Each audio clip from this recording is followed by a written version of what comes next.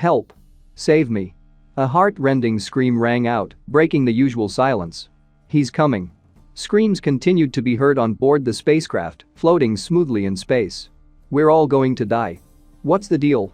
Close the door quickly. Stay away. One of the hatches of the ship was covered with cracks, bloody prints and smudges.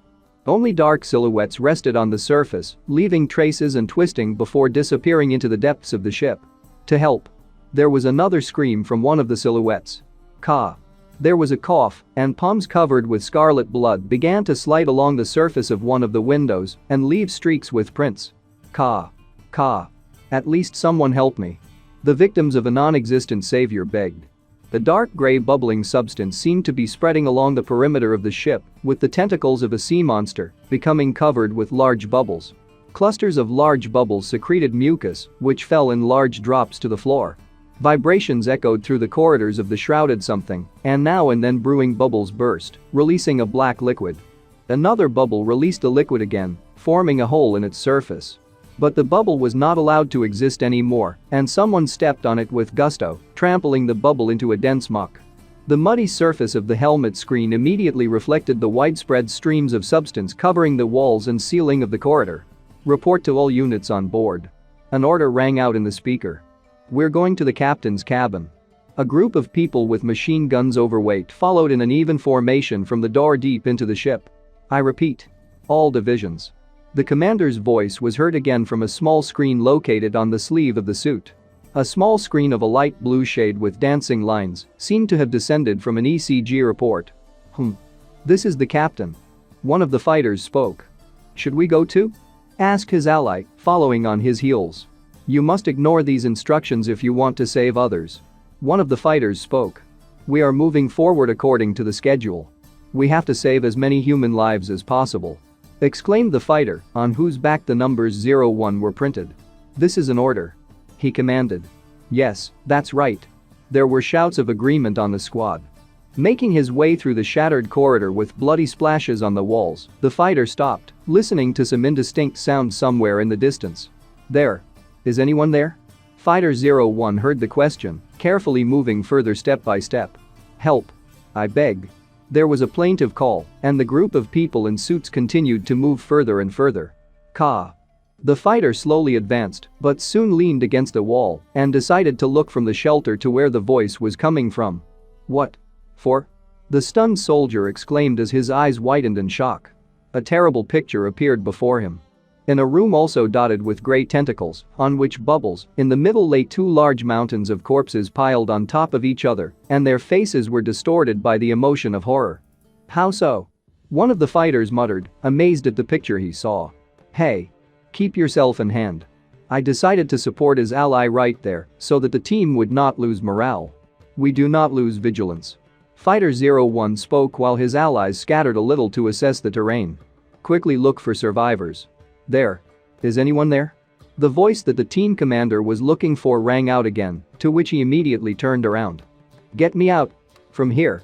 The voice came from under someone's corpse. You won't even notice it right away. Be patient a little. The fighter exclaimed and immediately rushed to help. We are now. But what was his surprise as soon as he saw the victim of the incident?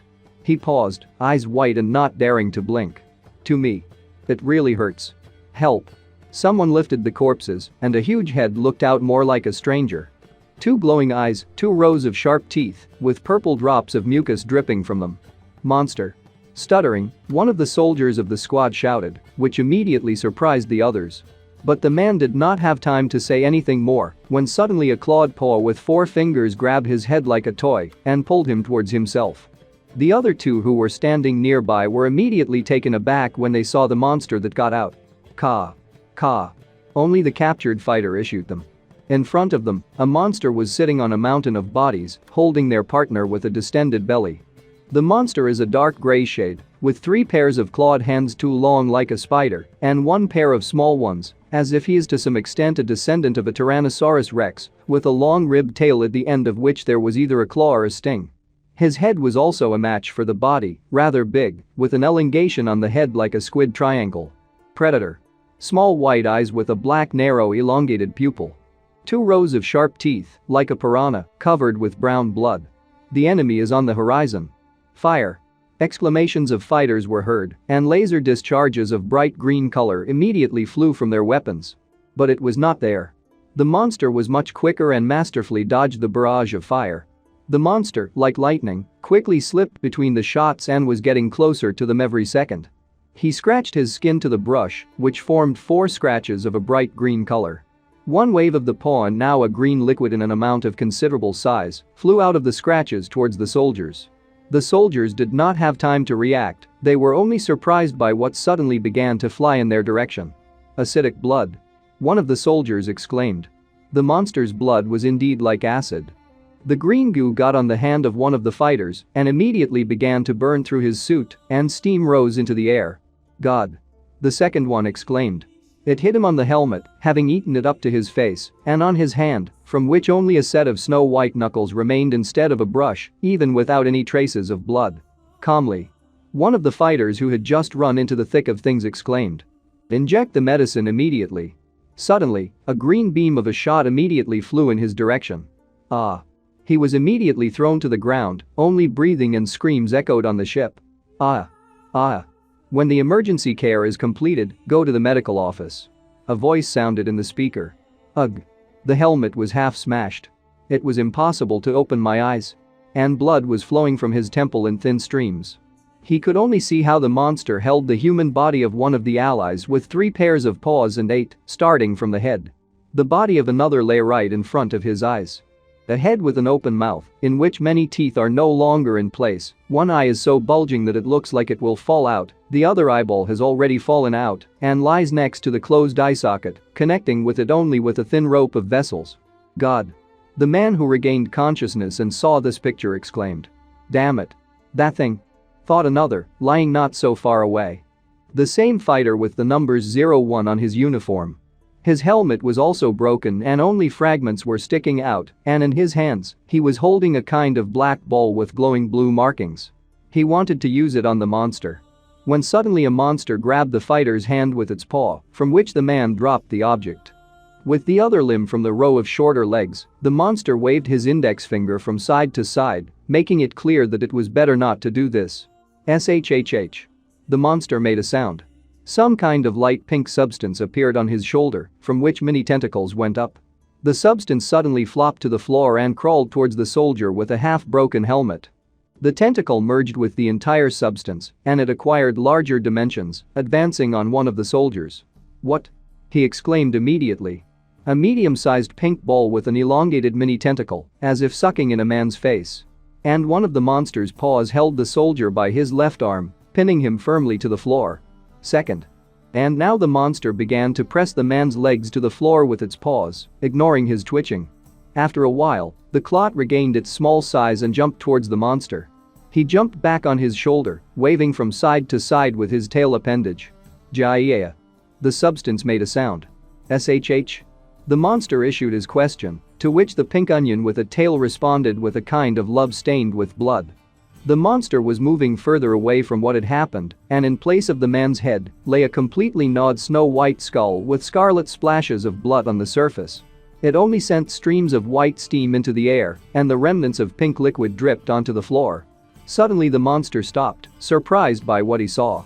There was a door in front of him, but it was completely closed. This puzzled him, because he had to follow on. Without thinking twice, he leaned one of the hands torn from the corpses against a palm scanner, thereby opening the passage. Unregistered user. Only the ship's system was minted, which surprised the monster. SH. He said, puzzled, still holding the bloody human limb. SHH? He drew attention to the substance. The pink onion was sitting on his shoulder as if nothing had ever happened, but at the same time it was holding that black ball with blue markings, which one of the soldiers held until the moment of death. Ship. A monster with a protruding spine along the length of its back appeared through the clouds of smoke.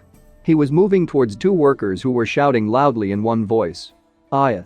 The monster's hind legs are clawed and similar in shape to the fold of a dog or cat's paws, but without fur, and there were only 3 fingers.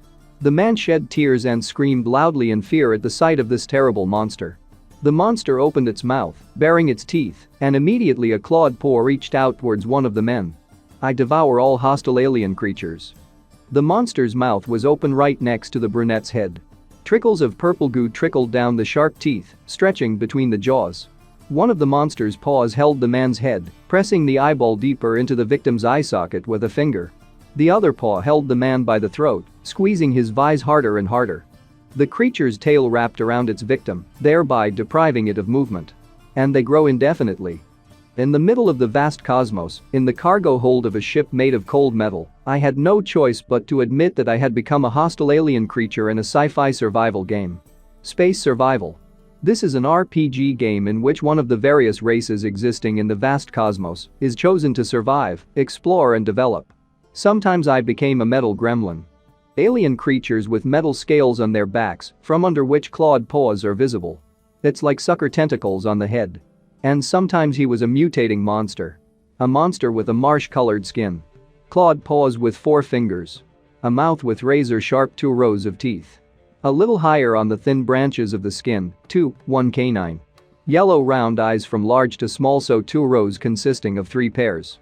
Destroyed enemies in ground battles, he held a leadership position in the group for collective battles. Glazed skyscrapers. Explosions happen here and there. Alien blue-tinged creatures with large yellow eyes, more like beetle varieties in shape, are flying up to the sky. And even attack the planet. I played for all the cosmic creatures that seemed to come out of nightmares, but there was one species that I was most attached to. The room is plunged into darkness, illuminated only by the bright light of computer monitors. On one of them, the human body, brain and brief information are displayed. On the monitor in front of the guy on a black background with green signs, an image of a monster is displayed. It looked like a large beetle, but with a long ribbed tail, which has a tip at the end. 6 pairs of clawed paws, one of which is shorter and smaller. Behind the back are wings that fold under strong protection, like a beetle. Unidentified hostile cosmic matter. Abbreviated NVKM. I called him Amorphous. He is created in the image and likeness of the creature from the movie Alien. This is a species that endlessly enhances itself with the genetic information of the victims. At first glance, it looked like a scam, but because of the incredible difficulty of survival, the impossibility of dialogue and cooperation with others, it was the worst non-mainstream race in the game. A crowd of people in uniform with machine guns. On the floor lie the remains of a monster shattered by shots. The reason why such a trash race became my favorite was quite simple. This is a species that can freely evolve and become stronger, depending on its choice and will. That's what bribed me. Suddenly, a bright blue window of the system appeared, blinding with unaccustomed. The informational text read. Race. Unidentified hostile cosmic matter, NVCM, condition. Baby. Goal. To survive. Special skills. Hypersensitivity. I kept my eyes on the system screen, reading the text. There are claws on my hands. Small ones like that. Clack. Clack. That's how I look now. I thought and sighed heavily, sprawling on the floor. A cub with a bald big head and a scorpion body. The head probably looks more like some kind of fish. And I also have a kind of beard. I like aliens so much. It flashed through my head, and I immediately remembered the monster from the movie, scratching my head. There is no sense in these thoughts. I thought again, looking around. I abruptly turned on my back and, making a loud sound, began to fidget. Ah, it itches. I didn't know that skin peeling is accompanied by itching. I sighed heavily, tired of trying to scratch myself. I am surrounded only by the skin I have shed. More precisely, her scraps. First we need to get food. I'm hungry as hell. I began to think, heading forward. It seems to be a spacious place. But some part of the area is occupied by boxes fixed with striped tape, large metal boxes that are used for large batches or transportation of livestock. By the way, in form it looks like a megacorporation or a star union. I immediately thought, studying and analyzing this area. If they catch me now, they'll kill me right away. Supersensitivity. I lifted the mustache located on my chin, and a light turquoise pulse went from it in different directions. This gave me the ability to scan with my eyes everything that is in these boxes and containers. Oh, there are cardboard boxes of the Black Mice Corporation, and in the other there are barrels covered with some rags. Oh, I found it. I immediately quickly got my bearings, found the object I was looking for and hurried to it. What I need is to be in a dark green container with a panel of numbers. It's good that it's a password. I thought, approaching the panel with my mustache. Let's take a look. And turquoise waves of impulses immediately started coming from me again. 1 2 3 4, really? I was immediately surprised by such an easy PIN code. The level of security in space is simply off the scale. I entered such an easy code and with the steam escaping after vacuuming, the lid opened. In front of me are rows of bars in beautiful wrappers. That's what an empty stomach needs. Carefully tearing the golden wrapper with small claws, I fished out a chocolate yummy. And she immediately went into my mouth. It looks like I'm chewing on a rubber eraser, but I managed to feed myself somehow. Thoughts flashed through my head. Yes, the taste of this dessert seemed to me in a different light, but it gave me the green light. Suddenly a cockroach wanted to sneak past me at high speed.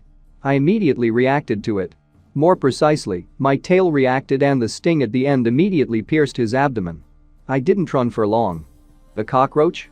I was still somewhat surprised by my catch, but the body moved mechanically, there was nothing to be done. Maybe this will do for food? Delicious? I thought, immediately starting to chew the poor guy. Suddenly, the already forgotten window of the light blue system appeared in front of me. The predator effect is activated. Wings. Successful acquisition of genetic data. The abduction of wings among the biological properties of cockroach. Apply wings? The inscription read. Under it there are two possible answers, yes and no. Oh. I was lucky that I got a valuable gene so quickly. Gene abundance is a key element of Amorpha's work. The more he gets genetic information, the stronger he becomes in return. He is subject to evolve into stronger beings. Wings. Not bad. I began to think, delving into the text on the information screen of the system. I immediately poked the yes button with my claw. Well, what's there to think about? What I agreed to immediately began to grow on my back. At first it was just growths. But after a while, thin wings formed under the protection of a solid layer. Good. But the wings of a small size on the back of a scorpion looks strange, but if they give, then take it. Really, how to move them? The way they're on my back, it turns out I should feel like I'm moving a trapezius muscle? I thought about the problem that came right there. Hey, it's still harder than it seems. Let's try. I finally made up my mind and walked closer to the edge of the box. Max. Max. I waved my novelty, and my body immediately soared a short distance into the air. However, it still looks strange. It won't do. The weight is too much for this size of wings.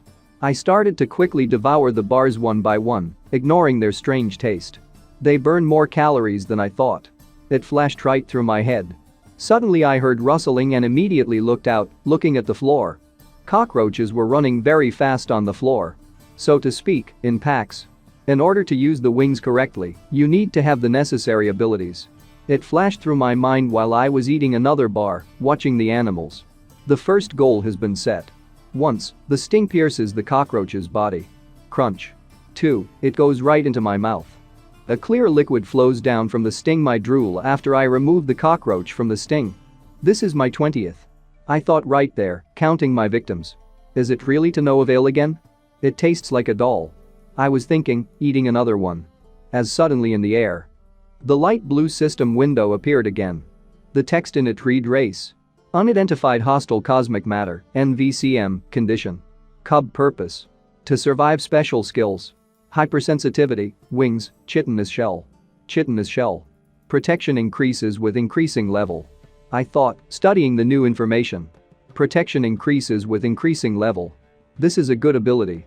I need to provide strong survivability characteristics, but it's not as easy as it seems.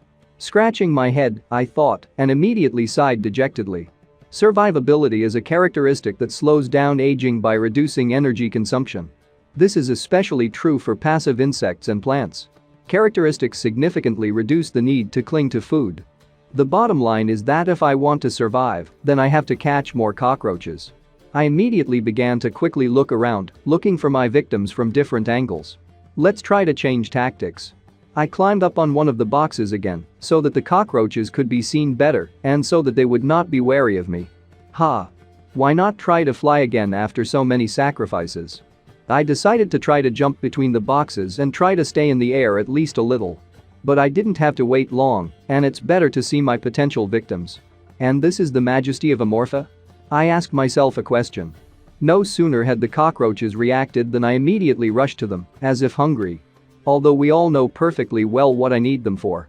I immediately grab one of them with my small claws. Crunch. Without missing a moment, I immediately start eating it, starting with the juiciest places. Well, no. I immediately noticed one of my victims running away while I was busy with the first one. This is not good, we should hurry. You won't leave. I immediately took off and rushed for the next course of my lunch. Wait, you won't leave. Ugh. No luck. This nimble bastard immediately disappeared into one of the cracks, and I hit hard. It seems to be about one of the containers. My dinner lurked between two containers. Ha. You can't hide from me. I immediately launched my tail in his direction. Fortunately, I have a long and thin one. It is easy to examine bottlenecks. Crack. I deftly pierced him through with my sting, and the dark green liquid immediately splashed onto the floor. Chic. Chic. He was still trying to dig in, but I don't care. Now he is in my power and I can eat him calmly. Only an unnecessary pair of thin paws fell to the floor. All that's left of the poor guy. Predator's reaction. A voice exclaimed, which surprised me greatly with its suddenness. A system window popped up in front of me again with another informational text to tread. Successful acquisition of the survivability gene. Abduction survivability among the biological properties of cockroach. Apply survivability? And the answer options are yes and no. Of course, apply. Immediately I mentally exclaimed and, without thinking, at the moment pressed the yes key with my claw. My chitin has become stronger and my paws are more muscular. The tail has also become much stronger. Awesome. I exclaimed mentally, rejoicing at the renewal of the body. But it can't be that smooth. It would be necessary to think about something important. The owners of this ship, the people, are my enemies. The vibrations that I feel behind the wall, the barely perceptible noise of footsteps, suggest that there is little time left. In order to avoid the gloomy future that will soon come, it is necessary to pass the cub stage as soon as possible, and for this to expand the scope of activity beyond the cargo compartment. This is just a beginning. I thought, looking around, so to speak, my possessions. It's time to break through that cargo hold where I took my first steps. Where do I go after the cargo hold? I already knew the answer to this question. Slowly moving my legs, I moved along the ceiling. I'm going to the cold room next to the reactor. A thought flashed through my mind. This is an important object, so there will be few visitors. So to speak, I'm hiding under a dark lamp. If it doesn't work out, then you can break the reactor together with the refrigerator and run away. I was still thinking, unscrewing the bolts that held the grate. Soon I was finally able to get into the ventilation. To be honest, they have a pretty spacious one. Let's go. My thoughts flashed. When suddenly there was a strange sound. A huge valve was spinning in front of me in this spacious ventilation. It's so powerful that it wouldn't let me move on. Scary. I was taken aback before such a pressure of air that is ready to take you down. Carefully getting closer, I decided to twist the grill of this fan. A couple of 3 movements and the grill flew away with a clang, obeying the currents of air. If the fan is damaged, people will immediately receive a message, so there is no other choice but to pass, avoiding the blades at the right moment. It's time to rely on Amorpha's abilities. I started the pulse from the mustache again. Iron oxide mixed with air and fine metal powder. I began to reason, analyzing the situation. Rotating blades wear out at a certain point in time and slow down a little. My brain, which has analyzed all the information, suggests that it's time to do it right now. I immediately sent a nervous impulse into my wings and jerked towards the object I needed. All or nothing. I immediately thought sharply. I covered my head with my front paws and rushed to the big fan with just one idea. Slip through. I didn't have a second, but it's better than nothing. The valve just barely grazed my sting at the end of the tail. And I immediately flew away from the valve by the force of energy.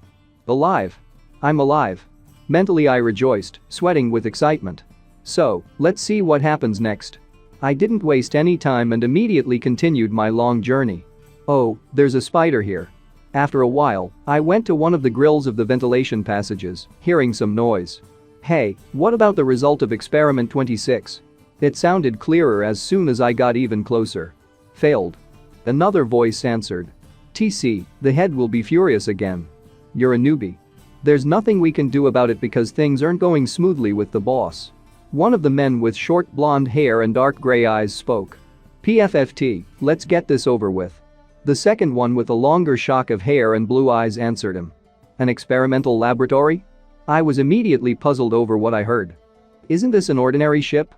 I think they are also supporters of the megacorporation. A megacorporation is a group of people who thrive throughout the solar system. In short, based on the motives of earthly people. Instead of a government, large corporations dominate the country, most of whose members are materialists. Against a background of brightly illuminated high-rise buildings, two figures with their hair fluttering in the wind. Two girls, a brunette and a blonde. Two images. Although many races in the game are neutral, but among them the megacorporation is close to evil. This is the only place where a normal person is turned into a slave. I immediately began to try to unscrew the next screws in order to remove the mesh and get into this room. When this happens in games, reality appears in terrible colors. As soon as the grill was removed, one of the barriers, I immediately flew into this room and sank to the floor. We need to take a look at what we have today. Looking around, I thought. I'll change my course depending on what kind of research ship it is. I immediately started up an impulse with my mustache again in order to study and analyze the terrain. A mutant soldier specializing in ground combat, the Hulk Mutant Research Center. A monster with a green-tinged skin, under which the muscles move in motion. On his head is a metal mask that does not close his eyes just now. Will give me a strong body and fighting abilities. Where they experiment with the superpowers of the cult of the space elf, a girl with outstretched arms, from which lightning emanates around the perimeter.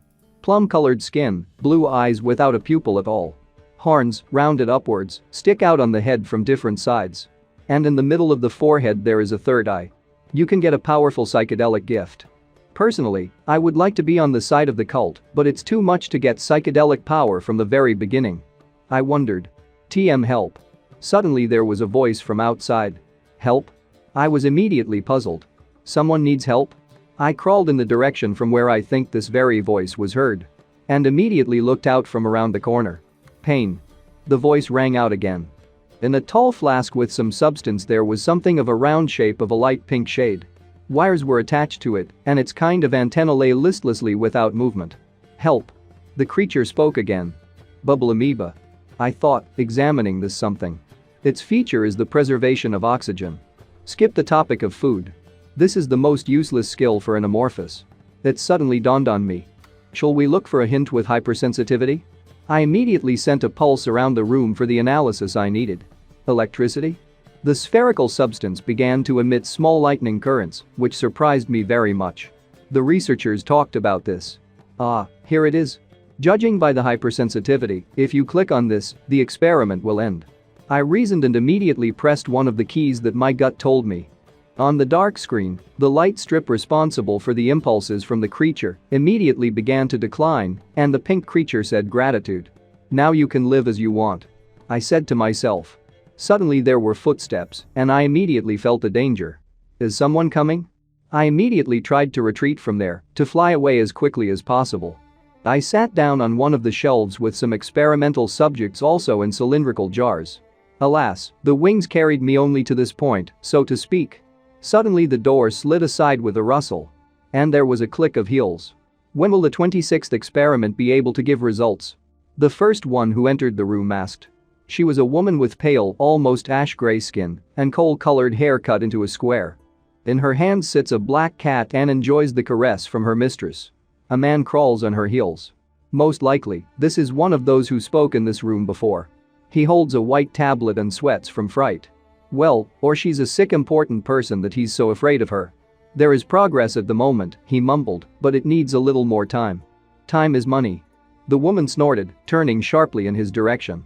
I need to report the results to the company before I arrive at my destination. If you are unable to achieve the desired result, the company may reconsider the fact of your work and location here. The man was taken aback by this abrupt action and almost threw the bottles off the shelves. Looking back, he clenched his teeth harder from fright. Behind him on a shelf in a glass flask floated a skull with sprouted hair from the inside. KHK? Please don't. The employee screamed, and the boss's gaze only coldly slid aside. Senior researcher, Mr. Adiway. She spoke calmly as she walked forward. The man followed her only with his eyes, sweating more and shaking, as if a horde of insects were crawling over his body. Why yes? Of course, I don't want such results either. She said, walking up to the main cylinder with a pink ball of substance. I am also looking forward to them from a senior researcher. If you can achieve this compliance with Experiment 26, then the position of Chief Scientific Officer will no longer be such an illusory dream. She did not take her eyes off the experiment while her furry pet was peacefully licking himself on her hands. "Q, are you sure?" the employee immediately exclaimed. "Yes. At least, the chief researcher, if everything goes well this time. Maybe we can cooperate with Mars," she said. "They are very interested in this project." But in response to her speech, silence and the man's frowning eyebrows followed. "K. How about going to Ionium?" Finally, a senior employee has become emboldened. "Ionium?" The girl was taken aback when she heard this and thought about it. An awakening drug produced by the Star Union," she muttered, stroking her cat. "This is a drug that we have never tried.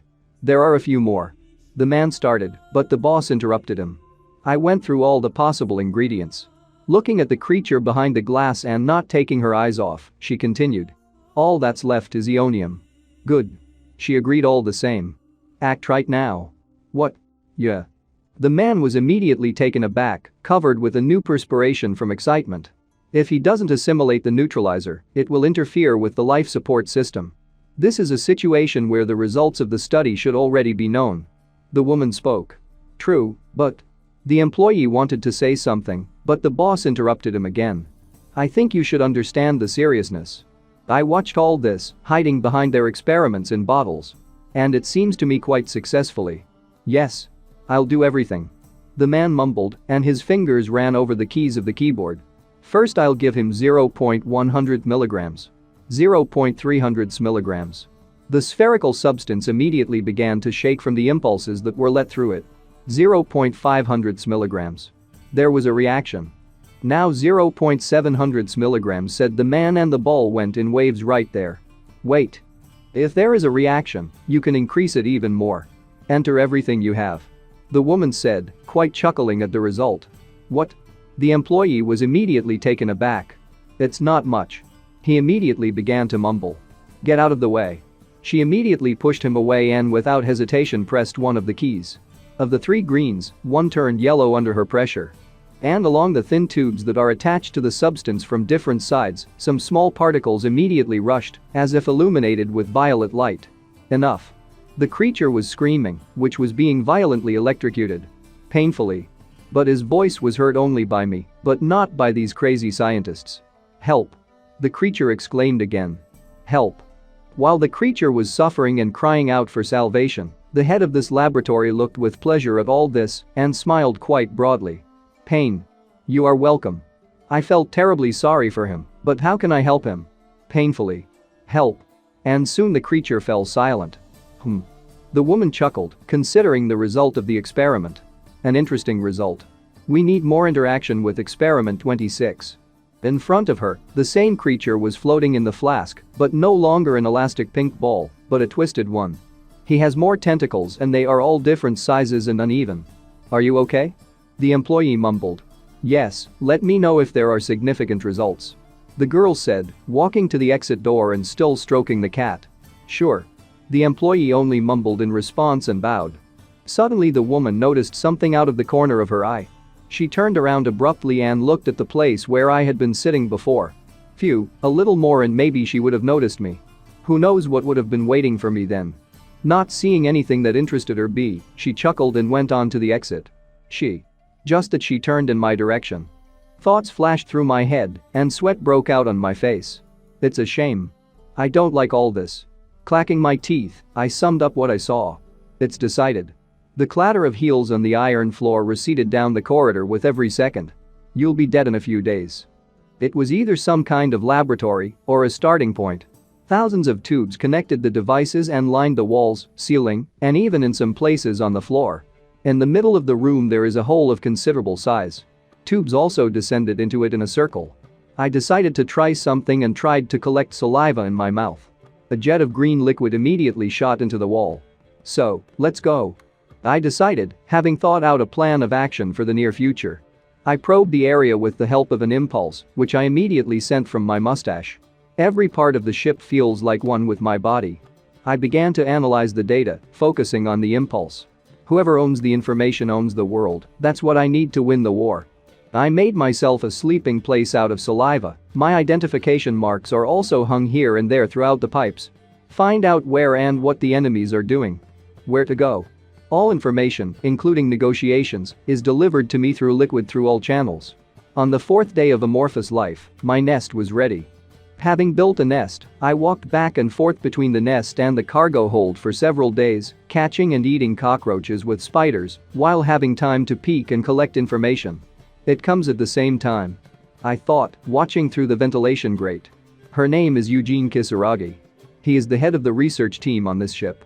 A tall girl in a white suit, wearing a blue turtleneck.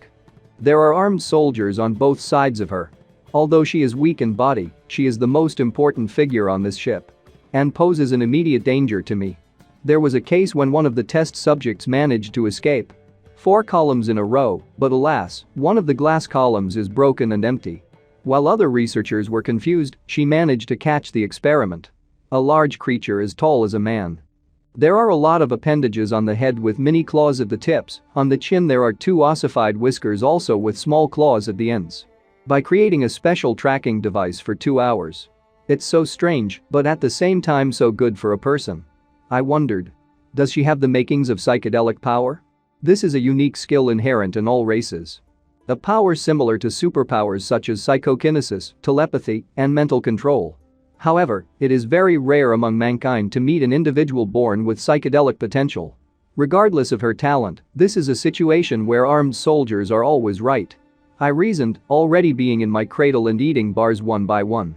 How to get there? Suddenly a system window appeared in front of me.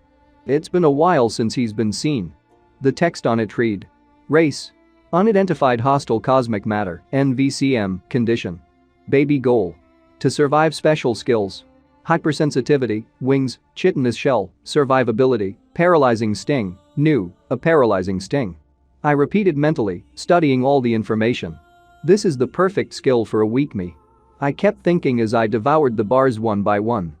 With this, you can easily defeat at least one adult. A large drop suddenly formed on the sting and fell to the tip of the sting. The duration of the poison is 5 minutes, but this is quite enough. In any case, I have to create a 1-to-1 situation to use the sting, but it's not easy because the soldiers are always in sight. I was upset by this thought alone, continuing my meal. I don't think I'll get an answer if I just think about it. And if there is a chance? With 2 bars in my claws and a third in my mouth, I hurried about my business. Well, maybe, I can't miss a chance. I went back to the room where experiment 26, as they called it, is located and looked around the corner. Joy. Said the substance, a voice that only I can hear. I crawled closer to the flask and paid attention to him. You seem much better than yesterday. I brought food again. I said it, so to speak, and handed him 2 bars. Meal. His voice rang out immediately. I crumbled the candy bar into the equipment compartment. And small particles immediately began to ply through the tubes connected to the pink ball. Delicious. The creature uttered and immediately seemed to glow with happiness. Bubble Amoeba has no special abilities in the game. I began to think, watching this process. She is the only one who is different, having the simple features of another race. Oh, come to think of it, she raised her cat. Suddenly it dawned on me. And if you think about it, she has a great affection for him. I immediately remembered with what love she stroked her pet. If the cat dies, won't there be a loophole? In addition, he is not guarded like Kisaragi, and he is alone in the room, except when the hostess calls him. It's decided. I'll try to catch the cat on the bait. A soft black lump, waving its tail and yawned sweetly after his lunch nap. Meow. The cat stretched out, arching. His name is Caesar, right? I began to think, watching my current goal. Just like that emperor. I was sitting in another branch of the ventilation, and my research target was tumbling on the blue bedspread of her mistress. How can I not gain weight because I only eat meat every day? I pondered, not taking my eyes off. Looking at this one, Eugene Kisaragi is definitely an unusual person. It seems that killing the cat will be easy because it looks stupid. I immediately launched an impulse to explore the area so that I would then be left alone thinking about all sorts of unexpected turns. But definitely not here. At the entrance to this ventilation, everything looks fine, but if you look at it with hypersensitivity, you will notice that it is completely covered with a laser grid. Even a slight touch will trigger an alarm. An ambush. I snorted, getting angry and nervously tapping my tail on the metal floor of the ventilation. The cat immediately heard me and raised his ears up, listening to the noise. Meow. The cat exclaimed and immediately looked in my direction. He rushed like lightning towards the bars, baring his fangs and glaring angrily. What about you? I cursed mentally. The cat immediately rested his paws on the grate, from which he dissatisfied jingled under pressure. What's there? The guards immediately became alert. Where are these sounds coming from? Bam. Bam. It was heard from the ventilation side. The cat restlessly drummed his paws on the grate, trying to climb inside and get something. Rather me. The cat.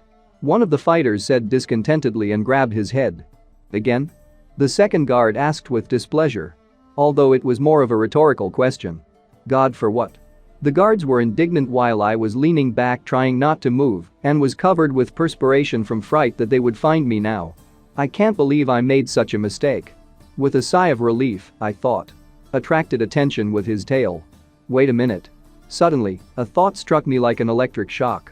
The bored cat, provocation, reaction. I was visited by very interesting thoughts.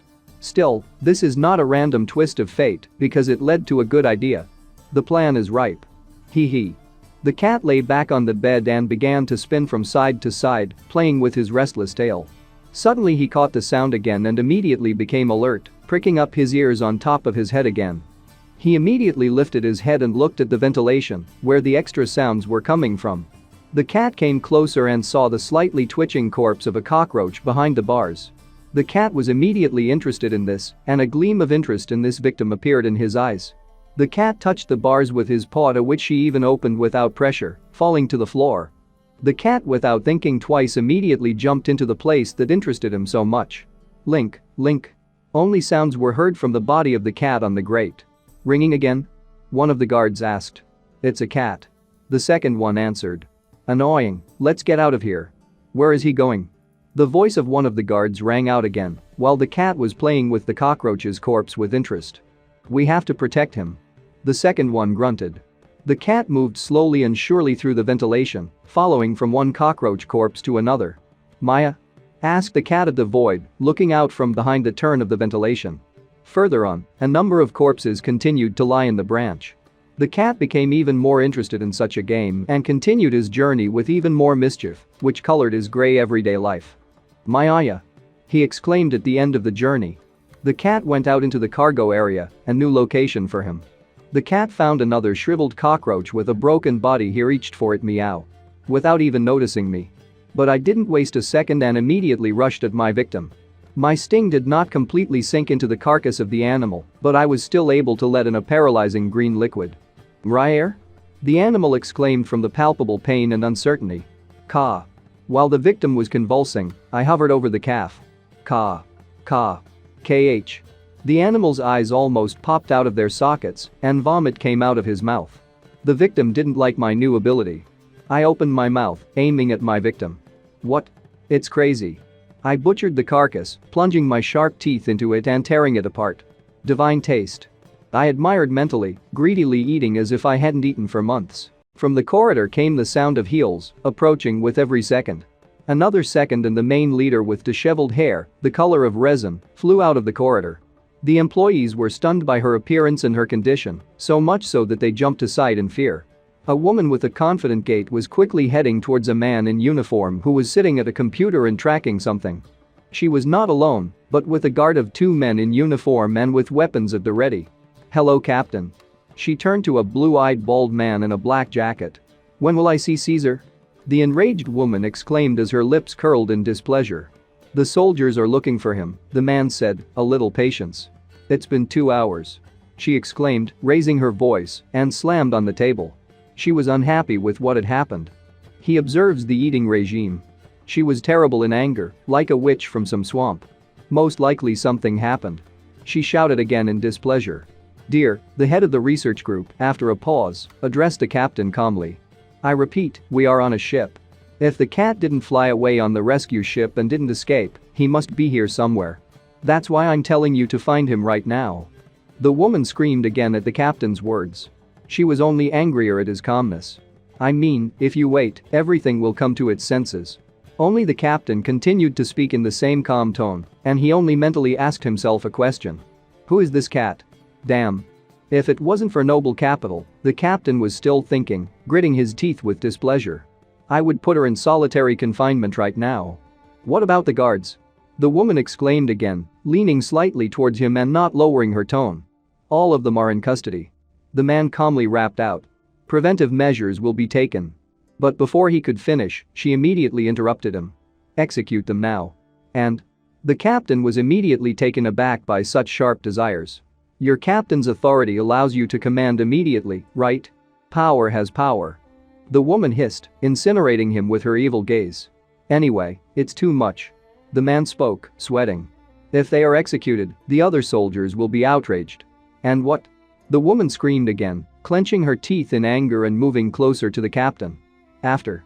Progress in the search. The captain mumbled. Does it make sense to talk about punishment? All the employees were surprised and even, so to speak, stunned by what was happening. It doesn't mean anything.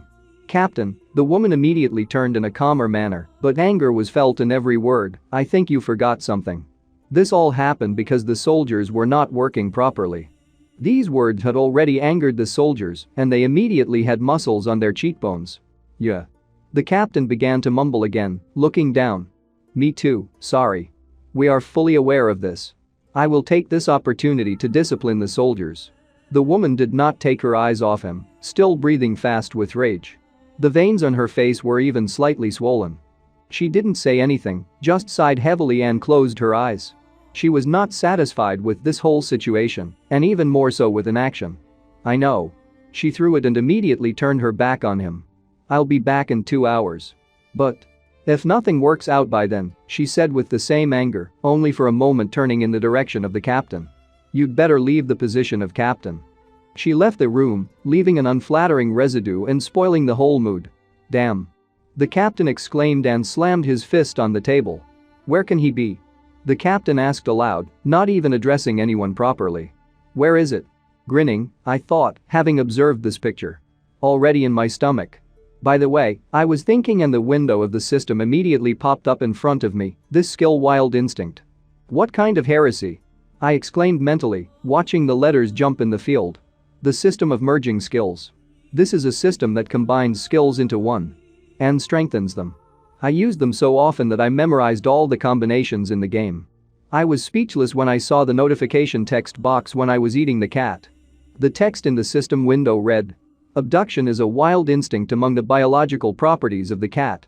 Apply wild instinct? Yes, no, I'm an expert on games, but I've never seen anything like this before. Light blue system window with a small number of lines. The wild instinct skill has been applied. Convergence with the existing hypersensitivity skill is possible immediately. A new system window appeared with a text of different content. A fusion of wild instinct and hypersensitivity. A new skill Predator's Sense has been obtained. Predator's Instinct? Improved skill. Based on the existing skill, you can detect threats in advance. I tried to activate it because it was said that it detects danger. The supersensible ability was much stronger than before, but the expected effect of predicting the future was not activated. Most likely, this is a passive option that is used automatically. As long as there is no threat, it does not work. I was thinking, moving at a fast pace forward through the ventilation. Well, we'll check it out in the future. What is this woman doing there? She's probably not herself anymore. I was mentally rejoicing at my little victory. Fuck. The main one exclaimed loudly and hit the table. Stabilization takes too long. The woman was indignant, becoming more and more nervous. As expected. I snorted, watching what was happening. The type of person who is sensitive to what is dear to him. If they are deprived of this, they lose control of themselves. And the second goal was also achieved. I mentally summed up the result and smiled contentedly, rejoicing at what was happening. Exactly. The division between Eugene Kisaragi and the soldiers. This created a big rift between her and the guards, who initially did not like the cat. They use the best meat they can't even eat as cat food 3 times a day. The guard watched with envy as Eugene could not get enough and move away from the animal eating selected meat. So a normal person will naturally get angry. In general, everything is simpler than it seems. There was anger at belonging to a class. Eugene Kisaragi belongs to the upper class in the megacorporation Noble Capital. Soldiers who were forced to obey implicitly, they were afraid of the consequences of a direct protest against her, and in the end, they chose the cat as a scapegoat to vent their anger. In other words, the cat acted as a shield. What if the scapegoat disappears in this situation? And what if they had to go through extra trouble trying to find the creature they hated so much? Will the soldiers be able to protect her like before? And not only. Eugene Kisaragi has lost confidence in her soldiers. She lost a most precious thing in her life because of the negligence of the guard. Thanks, cat. I mentally thanked the deceased and smiled contentedly again. It's time to appropriate the genetic data of Eugene Kisaragi. I decided, still watching her torment. What the fuck? She exclaimed, breaking the silence that had just come. She jerked away from the table and quickly moved somewhere. She approached one of the experiments, and her fingers quickly ran over the keys of the control panel. Suddenly, the experiment in the form of a lizard was immediately struck by current discharges, and Eugene only clenched her teeth harder from indignation. It's all because of her. She exclaimed again and moved past the flasks with the next experiments. In one of them floated a rather large head with purple skin, in another cylinder the floor of the alien's body, but without hands, in the third, an alien resembling a small dragon, but covered only with a layer of muscles and an ossified jaw. Suddenly Kisaragi seemed to feel something and immediately looked in the direction of another cylinder. The aggressively minded commander-in-chief was almost growling as she headed for the flask with experiment 26. If you think about it, she said, looking at the pink lump with displeasure, you were there too. Suddenly, Eugene's lips curved in a terrible smile. More like a maniac's smile. Minute. And now Kisaragi confidently presses one of the green keys, which they used with one of the employees to conduct an experiment of the interaction of this creature and the current. Immediately, small purple particles began to ply along the thin tubes towards the creature. Stop. Painfully. The creature, inaudible to man, screamed again. He was pierced by discharges again and again. Help. After a while, she raised her index finger over the button again in determination to press. But something distracted her and she immediately turned back. The woman left the room, leaving the creature to suffer from a charge of current and suffer in agony. I'm madder than ever. Well, what would it be like for you if you observed such a picture? This clot didn't do anything to her, so why should he suffer because of someone's whim? Joy. Suddenly the creature spoke and I was surprised by it. I looked at him. Apparently this entity noticed me and immediately waved one of the branches in my direction, so to speak. But I silently looked in his direction, deciding what I should do. I silently turned around and crawled away through the ventilation. Get away from this office. Get away from him. We can't talk right now. It flashed through my head. Instead of a few words of comfort, I'll give her what she really needs. Revenge. 2 hours have passed. How's it going? Eugene asked, reappearing in the captain's field of vision and clenching her fists. We're going on a search. Only the captain said coldly in response. Wait a little longer. The man continued, but he was interrupted. Captain. Eugene growled with indignation. No, son Samuel. Are you defying the will of noble capital? Kisaragi spoke. She already looked like a zombie. I am the captain of this ship, the man began to mumble, and sweat broke out on his forehead from excitement, the head of the research group, watch your statements. I can help you leave the position of captain. Unable to stand it, the woman shouted. Even in noble capital, abuse of authority is acceptable. The captain of the ship did not lose some calmness and continued to speak, while Eugene was almost grinding her teeth with indignation. I have the right to detain the head of the research group. Detain? Kisaragi exclaimed indignantly. Did you say to detain me? Here and there, the staff looked at her not with good intentions, and they were also angry for her antics. The captain had the right to detain the violator of the order. The man spoke. Are you crazy? Eugene persisted, still screaming. It's all very funny. I chuckled to myself, still watching this picture. It seems that there was a conflict between them even before my intervention. Shit. Eugene snorted and immediately headed away. Kisaragi, white with anger, walked in silence under the protection of 2 soldiers, only the dissatisfied gnashing of her teeth, and their steps were heard. Suddenly she paused at the door with the clear inscription toilet. I'm going to the bathroom for a while. She threw them and disappeared behind the door of the cherished room. Yes. One of the soldiers answered only briefly, not daring to put a stick in her wheels. The door closed right in front of them at the same moment. Hey, I'm going too. Suddenly, he said to his partner and moved, too, in need. The right moment. I exclaimed mentally and quickly moved along the ventilation to the grate that would go out to the women's room. Initially, one guard was supposed to follow her, but he didn't go because he suffered all day. Immediately, Thoughts began to swarm in my head as I moved along the winding path of ventilation. In addition, the second guard also went to the toilet. So she was left alone. I swerved again into another turn, trying to catch up with my target as quickly as possible. And there is no security system that prevents me from passing. There can't be a better moment. I decided with confidence, approaching the coveted passage. I peeked out of the darkness, peering through the bars in search of my subject. Eugene leaned on the table where the washbasin was and looked down. We must not miss this opportunity. My gut immediately screamed. I quietly unscrewed the bolts while she was busy with her own affairs and, removing the grill, went outside. Eugene was washing her face so hard, as if she was trying to wash something off with water from her face. While she wasn't looking in the mirror and the sound of the water was my assistant, I climbed the wall behind her back to the ceiling. Having collected all the developed venom within the sting, I immediately tensed up, waiting for the right moment. On the tail, small branches of a wreath of green color swelled up next to the sting, and a small bag with accumulated liquid appeared under the sting, so to speak. While she was still busy with herself, I was getting closer by the second, preparing for everything that could happen in this room. Well, except for one more person in these four walls. We definitely don't need anyone else. Drops of cool water dripped down her face. Phew. She exhaled, dipping her hands into the slightly accumulated water in the sink and relaxing a little. Suddenly there was an incomprehensible sound.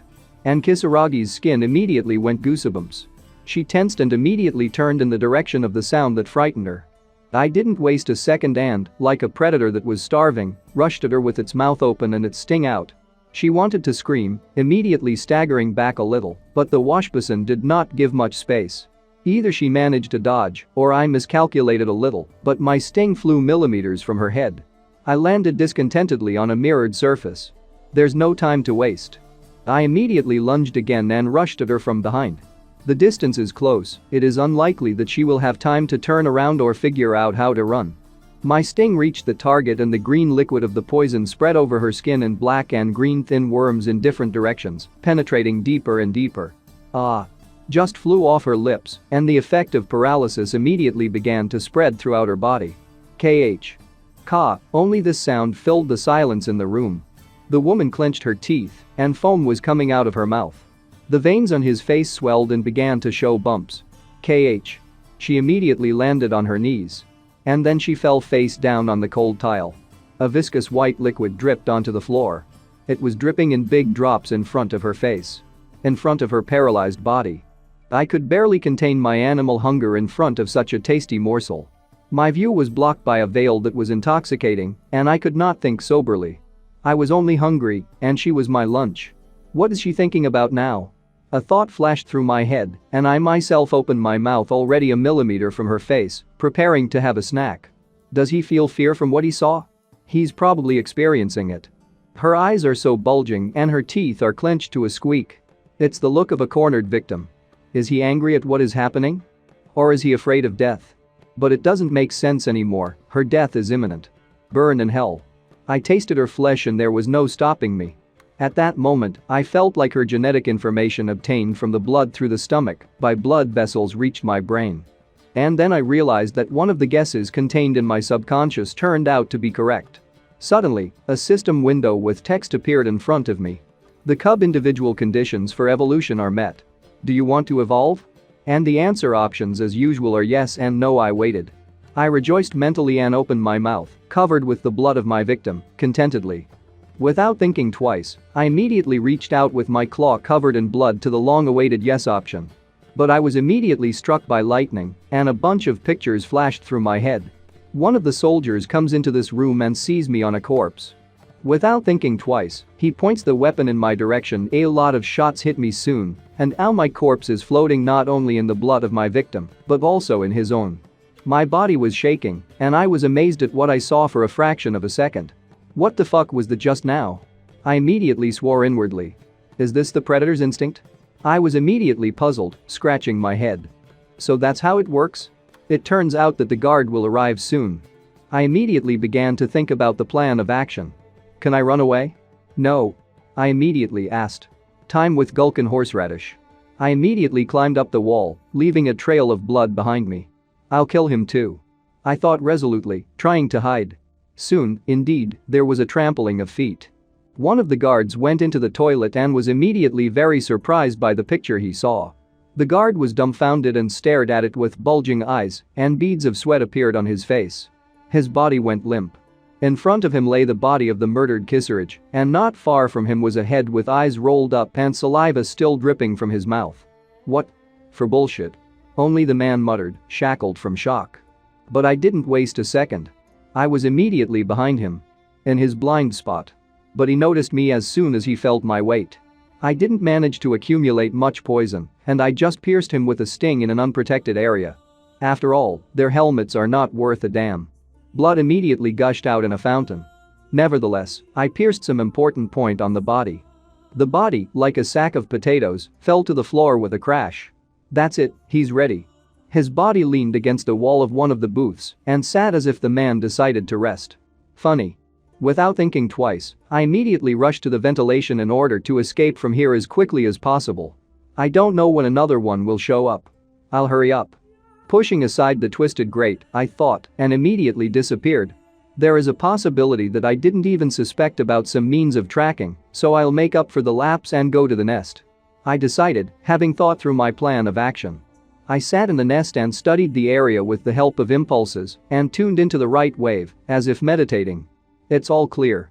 I thought and looked around once more. Good. Let's go. I finally made up my mind and confidently pressed the yes option with my claw. The text in the system window immediately changed.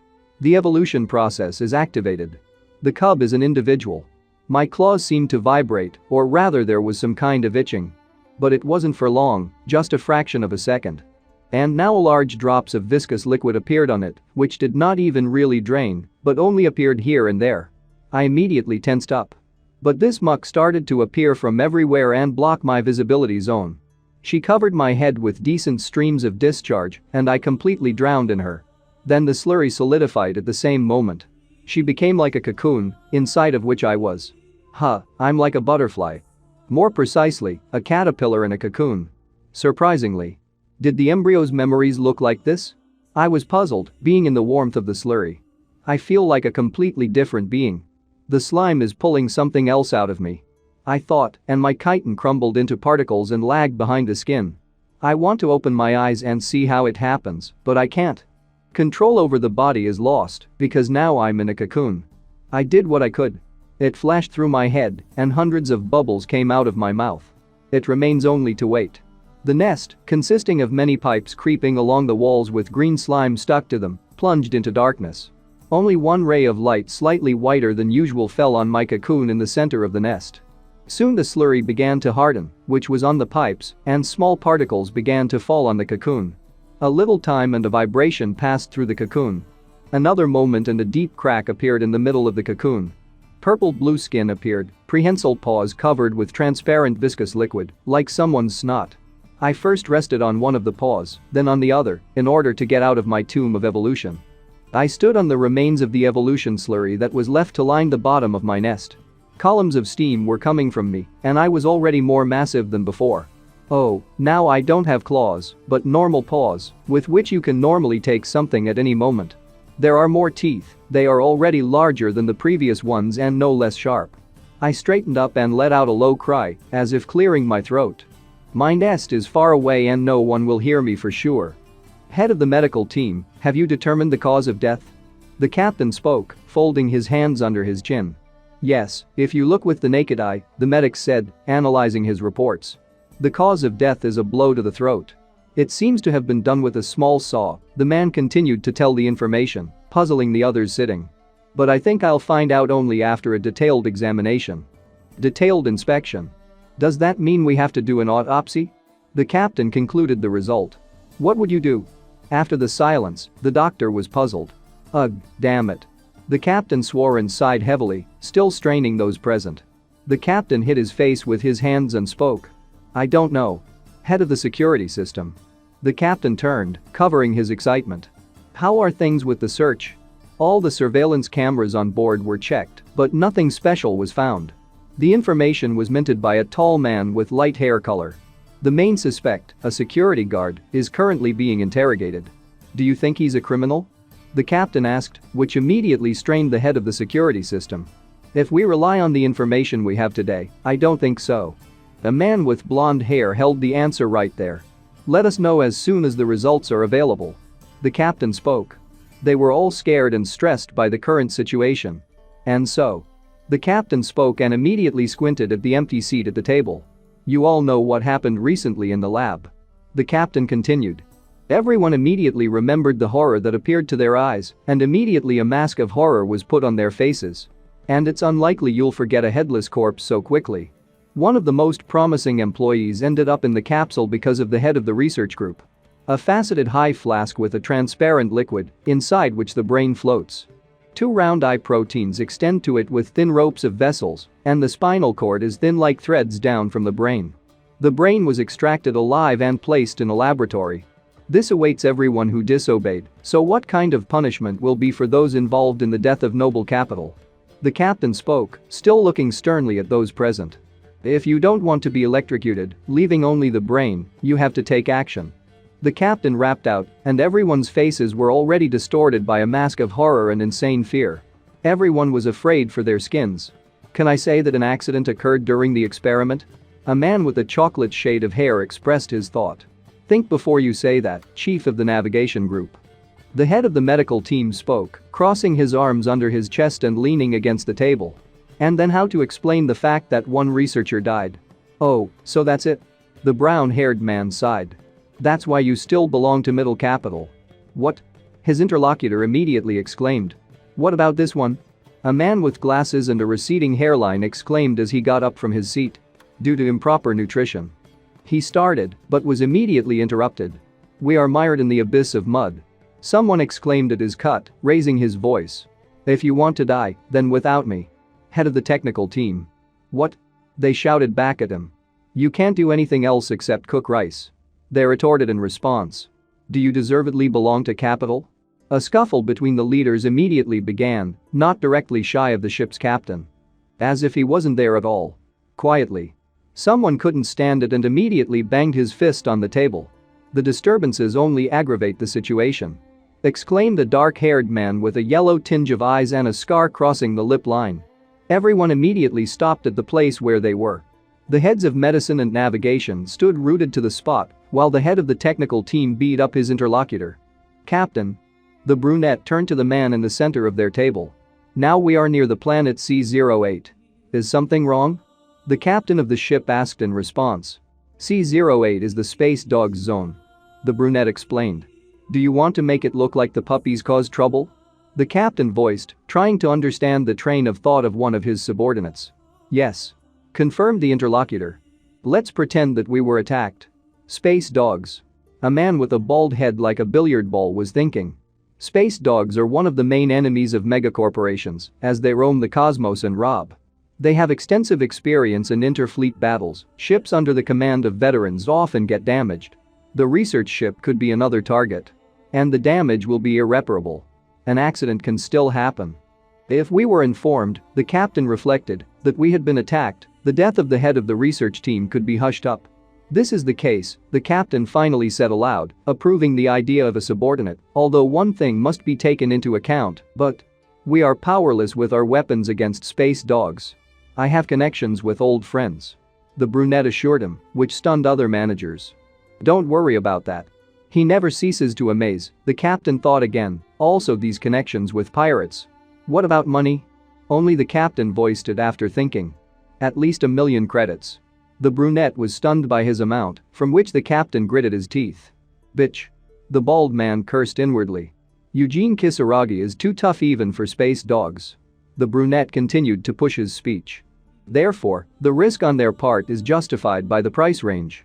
Well, all right, the captain finally delivered his verdict, gritting his teeth at this turn of events, but it was the only way out of the situation. Do it. And hurry up to meet the shortest possible time. Thank you, Captain. The brunette said in response and bowed slightly. Let's rely on the head of the crisis management department in this difficult matter. This concludes the meeting. Captain Toto spoke. But immediately the head of the medical team jumped up from his seat, raising his hand. But what to do with the body? After a little hesitation, he still asked. Save it for now, the captain said, we'll give it to the pirates. Don't let anyone near the corpse. That's right. Only a chorus was followed by a response from subordinates. I was in my nest. How I've grown. This adult or adolescent individual is quite large in relation to the nursery size. Now it's clear how to feel like an individual. It flashed through my head. An indescribable feeling. Now it is possible to revise the plan of further actions. Previously, I had to sit in the dark to survive, but now hunting and survival have become identical concepts. A tall individual, as tall as a man. 2 pairs of long muscular arms and a pair of small ones on the chest. The torso is wide, the pelvis is much narrower, a little out of proportion, but this is not the main thing. On the back, the vertebrae acquired appendages that look like a bony mohawk, but on the back. That's what we'll decide. I decided, looking at the system window and crossing my small paws on my chest, while one of the long paws began to mechanically scratch the back of my head. So, what is the next goal? The following text was written in white font on the blue system window. Race. Unidentified hostile cosmic matter, NVCM, condition. Individual goal. Survive, evolution. Successful 1, special skills. Predator's sense, fusion, wings, chitinous shell, survivability, paralyzing sting, enhanced exoskeleton, acidic blood. Postscript type? Not defined. The evolution process has been successfully completed. I immediately thought, studying the information. Is this an indicator that I have become an individual? The amorphous has a 6-step branch of evolution, 5 of which goes to transformation. The cub. An individual. The individual is a teenager. A young individual. An adult. And an ascended individual. The latter kind of evolution is considered the ultimate form of the amorphous in the space survival universe. In other words, this is the limit. Upon reaching the last form of evolution, the mystery of the origin of the race is revealed in the game. A monster with a semblance of a bone mask from which 4 bone appendages wriggle in different directions. The tongue is like a bundle of many thin tentacles. 2 rows of teeth top and bottom. On the back of the neck, many small tentacles also grow in different directions. There is a bone covering on the chest, like a bulletproof vest. Where did it come from? Who are the amorphs and so on? There is a possibility that something like this may be waiting for me in real life. In order to achieve a full-fledged form of any race, it is necessary to make a lot of effort. I thought, studying the same system window. Only 20 people have seen her all the time. But only I saw the final form of the amorpha. The thought struck me immediately. If you think about it. Thoughts began to stir again in my head. A new characteristic type became available to me. And he ran his finger into the corner with the inscription that interested me. If you look at my stats, will I be able to strengthen my body? I was immediately puzzled, and the text on the system window changed to a question with multiple answers. Unblockable type. Would you like to see the list of types? And the answer options are yes and no. Shall we try? I immediately pointed one of the fingers of the individual at the option yes. Well. As expected, I have almost fulfilled the conditions for strengthening the body. I thought when I saw what the inscriptions had changed to. There was already other information on the blue system window, but no less interesting. There are 2 types available for you. Type of strengthening of physical strength, 6 out of 10, type of superpower enhancement, 1.5 out of 3. Such indicators appeared due to the transformation, which strengthened the exoskeleton and acidic blood. The type resembles the specialization of the race, but has a slightly different purpose. It is activated only when specific conditions are met. And it is directly related to skills. But where does 0. 5 come from? I was puzzled when I saw this figure. Most likely, 1 ball for the instinct of a predator. I was thinking, still studying the new data. I no longer have the skills that would be suitable for. I was thinking, mentally recalling my meals. Spiders, cockroaches, a cat. There doesn't seem to be anything suitable. I absorbed everything I could. Straining my brain, I was covered with perspiration, but nothing really came to mind. Suddenly it dawned on me. I understood. Eugene Kisaragi. I've tasted her flesh. And I immediately remembered this woman with a cold gaze piercing through. So my guesses were correct and she had psychic abilities. I have to get this power. Time to find a corpse. And I immediately rushed to the place I was looking for, climbing the pipes. It was not difficult to remove the ventilation grate. But to get through them. Ventilation airlocks are now terribly inconvenient to move. It sucks. Suddenly I felt a subtle smell. He was familiar to me, or rather, I immediately recognized the smell of what I was feeling. The smell of rigor mortis. A thought flashed through my head and I followed his lead. Hovering over the room from which such a wonderful aroma was coming, I looked through the ventilation grate. And here he is. As soon as I opened my mouth, drool immediately began to drip from my mouth. It feels like I haven't eaten for a very long time, and now they are beckoning me with a delicacy. Morgue. A thought flashed through my head again. It's like a buffet, by God. What could be more wonderful? The dead man's cell is right below me. There was barely audible music playing in the guy's headphones. On one of the boxes there was a sort of name card or just a signature in order to determine who was immersed in his longest sleep. Eugene Kisaragi read one such inscription. Above the plate is a screen on which an eyeball with an iris and a pupil is displayed in high magnification. Suddenly, something began to fill the room with boxes. The boxes with the bodies were fenced off by a glass wall. At a table almost in the center of the room sits a brunette in a snow-white medical gown and searches for something or reprints in the database, but he is deaf to external sounds that break the silence. Music was still playing in his headphones, which was muffled for me. Suddenly the smell intensified and it strained, so to speak, the observer of this place. What's that smell? The guy was puzzled and, taking off his headphones, followed to the boxes with the bodies. A picture appeared to his eyes that terrified the brunette, and he could not move. What the? Only he said. His attention was presented with such a picture as a burned hole in the floor surface, from which such a bad smell was coming. The edges of the hole are covered with green slime, which slowly flowed down. I was under the ceiling and watched what was happening, like a hunter after a victim driven into a corner. Acid? The morgue supervisor was surprised, and perspiration appeared on his face. From where? Recovering a little from the shock, he looked over his shoulder. Thoughts ran chaotically, but went in a more or less correct direction. We need to call security. But I didn't give him that privilege. I immediately rushed at this kid, as soon as he had time to be surprised. My sting immediately pierced through his head. And the body immediately, like a sack of potatoes, fell to the floor on a puddle of spreading brown liquid. Opening the box, in the distance, I saw the open feet of the corpse of the victim I needed. I pulled out the shelf on which it rested. And with a deft movement of his clawed paw, he pulled off the snow-white sheet. Here it is. Eugene's body matched the color of the sheet, the same snow-white.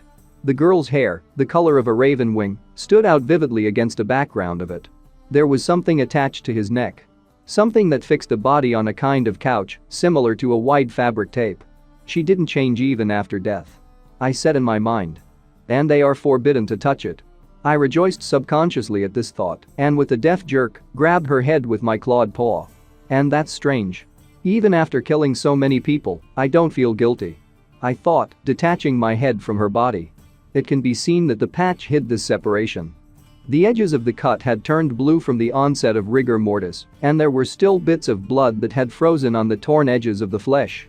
They say that when the environment changes, you change yourself. A philosophical thought flashed through my mind while I was enjoying the view of her head, because I also changed when I became an amorphous. Or this ruthless killer monster was my real self. Nothing will be solved even thinking about it. The drool of hunger filled my mouth. I immediately opened my mouth in anticipation of the delicacy that I am in a hurry to taste. It's time to eat. I immediately a bit, first into her head, then into her flesh. Tearing into pieces and enjoying the taste of his silent victim. To survive, you have to keep killing. Such is Morph's life and his ability to adapt. After death, it will rot and become a breeding ground for nature. So if she's going to be my nutrient, is that nature's providence? Suddenly I got something on the tooth. Something hard and metallic, but it definitely wasn't blood. I opened my mouth in disbelief. A small round device lay on my tongue and was highlighted in blue. Is it from the heart? I took this metal roundel in my left chalk paw and decided to examine it. I don't understand what this thing is for. Maybe she had heart problems. I was immediately puzzled, squeezing hard and thereby breaking the device into small pieces. I was immediately startled by the system window that suddenly appeared. As expected. Eugene Kisaragi had psychedelic powers. On the blue screen, the text read. Predator effect activated. Extrasensory perception. Successful acquisition of genetic data. Abduction of extrasensory perception among the biological properties of man. Apply extrasensory perception? And the answer options are yes and no. What is it? I was puzzled when I received new information. Amorphous can use psychedelic power without supernatural abilities. I was thinking, reading the text of the system window and scratching my neck. And it's nothing to me. I will not think negatively.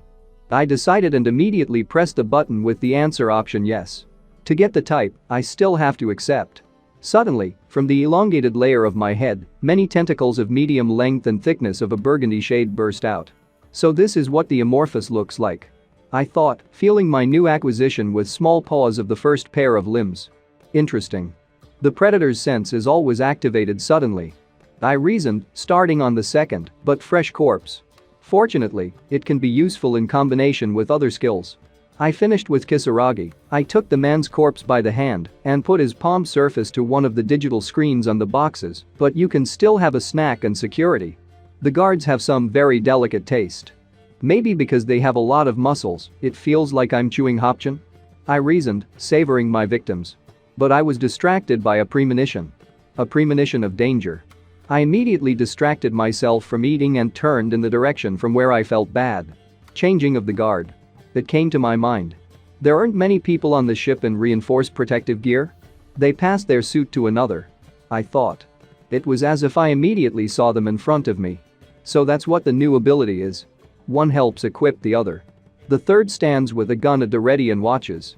Well, or just waiting for them. Will they change the doctor too? I was immediately puzzled. When the replacement comes, he will certainly notice it. I immediately looked at the corpse of the doctor leaning against a wall in a sitting position. Because this is the space age. Of course, they will think that the monster is also here. And I imagined a lot of people dumbfounded by fright and harsh reality. I'm not strong enough yet to start an all-consuming war with the members of the ship. I was puzzled over the upcoming. Furthermore, I need something that can stall for time until I get strong. It suddenly dawned on me, changing the course of my thoughts on the situation. Well, it was in the morgue. I thought, squinting at the hole in the floor from which a fetid aroma still emanated. Preservatives and chemicals for the treatment of the corpse. An idea occurred to me. Suddenly, a tempting idea came to my mind. Intimidate the ship's crew when they are going through a crisis. Megacorporation does not have an official capital. But there is a place that can be called the center. And this place is Earth. The headquarters and center of the current megacorporation, the 5 companies that contributed to the creation of the megacorporation, are the kings of the Earth. The man who was engaged in farming seemed to sense their presence and immediately stood up. I've been waiting a long time. He spoke to them. The brunette in the suit was wearing sunglasses, the gray-haired one had a mustache and beard, as well as glasses for vision on the bridge of his nose.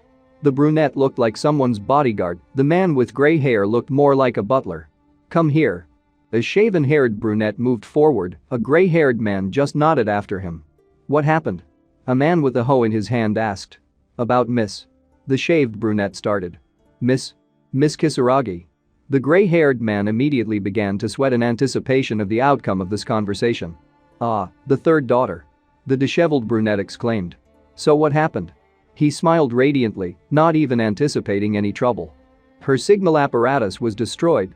A shaved brunette minted it. This can't be happening. I didn't force Kisaragi to do anything burdensome.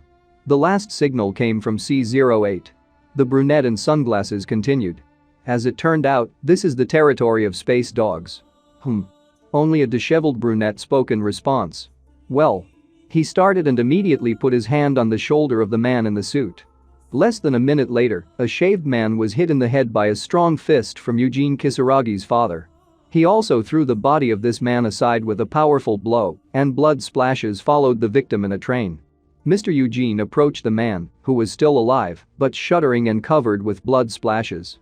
And he continued to mercilessly strike blow after blow, but no longer with his fist, but with a metal-pointed hoe. Soon, the slightly twisted instrument, covered with a scarlet liquid, flew to the side. Get rid of it. Mr. Eugene spoke. Yes. Came from behind him. The body was surrounded by a group of men in suits. They covered him with a sheet and prepared to carry him away. I don't need a tool to look for answers to unanswered questions.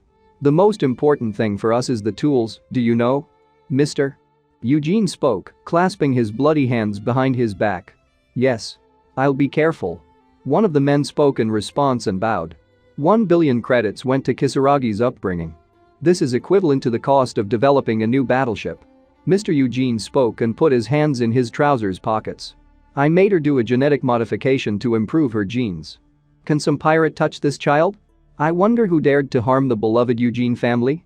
Wiping the blood from his chin, the man continued to ponder. The captain of the ship Kisaragi was on board was Yuzin Samuel, right? Yes. The white-haired man answered, lowering his head.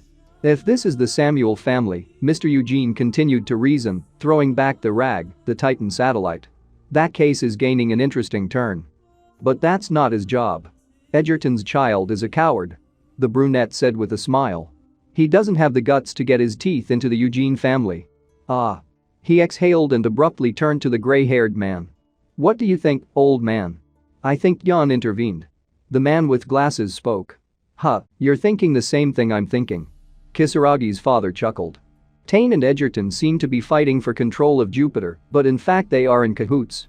Because Edgerton's credits come from Jan. This snake is ready to take the lead on the board of directors, you know? Kisaragi's father spoke. Yes. The gray-haired man replied. Chamberlain, the owner of Tian, holds the position of CEO, in other words, he holds the throne of the owner. Yes. Mr. Eugene agreed.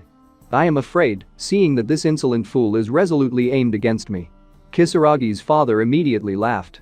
And just as abruptly stopped, changing emotions to more serious ones. We have a reason, so we will strike first. Tell your family about it. The brunette gave instructions. Yes. The gray-haired man said, and immediately bowed. C-08 was enveloped in a shadow. Kisaragi's father spoke. Contact them and figure it out. I understood. The white-haired man's reply came again. The bloody wind is blowing. It flashed through his mind. Yuzin Samuel and those suddenly raised his voice, breaking into a cry of a brunette aged who had anything to do with the ship. Bring each of them to me. The one who destroyed my assets, the man continued without slowing down the timbre, deserves to die. He was terrible in anger, especially still in his clothes covered with the blood of the bad messenger. Clouds of steam were floating around. They were present all around the perimeter of the square, surrounding people from different sides. The whitish steam hovered in the air and did not dissipate. This? Gritting his teeth in anger, the captain said. His body was shaking with a small tremor from indignation at this situation. He could barely contain his indignation so as not to explode like a barrel of dynamite. But there is a limit to everything. What the hell is this? He exclaimed so loudly that he could be heard in the neighboring departments of the ship. There was a hole in the wall of the room that had once been a morgue. Clouds of steam came from the floor and rose to the ceiling. He was surrounded by guards. On the left and on the right hand of him stood one equipped guard. In front of him, a group of people in snow-white robes sat in a state of shock next to what had once been people. Now they were either charred or acid-corroded remains. Somewhere the head is guessed, somewhere else the remains of trousers, the other body has only a semblance of the remaining head after exposure to some chemical. The rest of the parts have disintegrated, the hands are a mess, the body is corroded by the floors. You say, after a minute of silence, the captain broke the silence, there was smoke in the room? It's strange, because when we entered, everything pointed to a fire. He muttered after hearing the results of the inspection from the equipped soldiers. All right. Confirmed one of them. I wanted to find out what happened right away, but only doctors are allowed to enter. One of the soldiers continued, to which he received only silence in response. There was mayhem and chaos. Some of the laboratory assistants wrote down a report in notebooks that they were observing at this crime scene, others covered the remains with sheets, hiding the bloody truth from the eyes of others.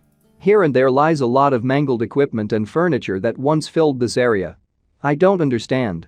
Finally, the captain spoke, still watching this terrible picture and trying to figure out what had happened. How could there be a fire in the morgue? The head of the medical team decided to examine one of the burned corpses. The hand of the body still had its shape, the fingers on one of which was not melted, which is surprising, from such a temperature, the ring was different. Well, if it was a fire, then why did it remain as if untouched? Judging by the ring, the gray-haired man mused, is this a team member who worked overtime? But suddenly something surprised him very much, and perspiration appeared on his face. He immediately turned to one of the workers, who at that time was taking notes in the report. Are these all bodies? He asked immediately. Yes, why? Only there was an answer in his direction. This can't be happening. The head of medicine muttered. He definitely did not find someone in the bodies present here and was even more amazed by this. The head of the medical team? This reaction of the gray-haired man did not hide from the sensitive gaze of the captain, from which a question immediately followed. Captain, the leader muttered, trying to control himself, but arriving still in shock from what was happening, call all the leaders of the ship. We have a problem. He was paler than the dead, something scared him very much. What? The question sounded in raised tones, breaking the silence, leaving a ringing in the ears. At a large table shaped like a shield, the members of the council, the leaders of a particular industry are sitting again. The bodies of the guard and the head of the research team are missing? The captain raised his voice again, voicing a question. They couldn't have left on their own, could they? The captain was indignant at this turn of events. At the same time, he was shocked by what he heard, at the same time he was angry at this turn of events. The head of the medical team. He shouted in the direction of the white-haired man. Are you sure? I checked several times, the gray-haired man was justifying himself, and sweat from excitement appeared on his face again. However, exactly 2 bodies are missing. And that's not all.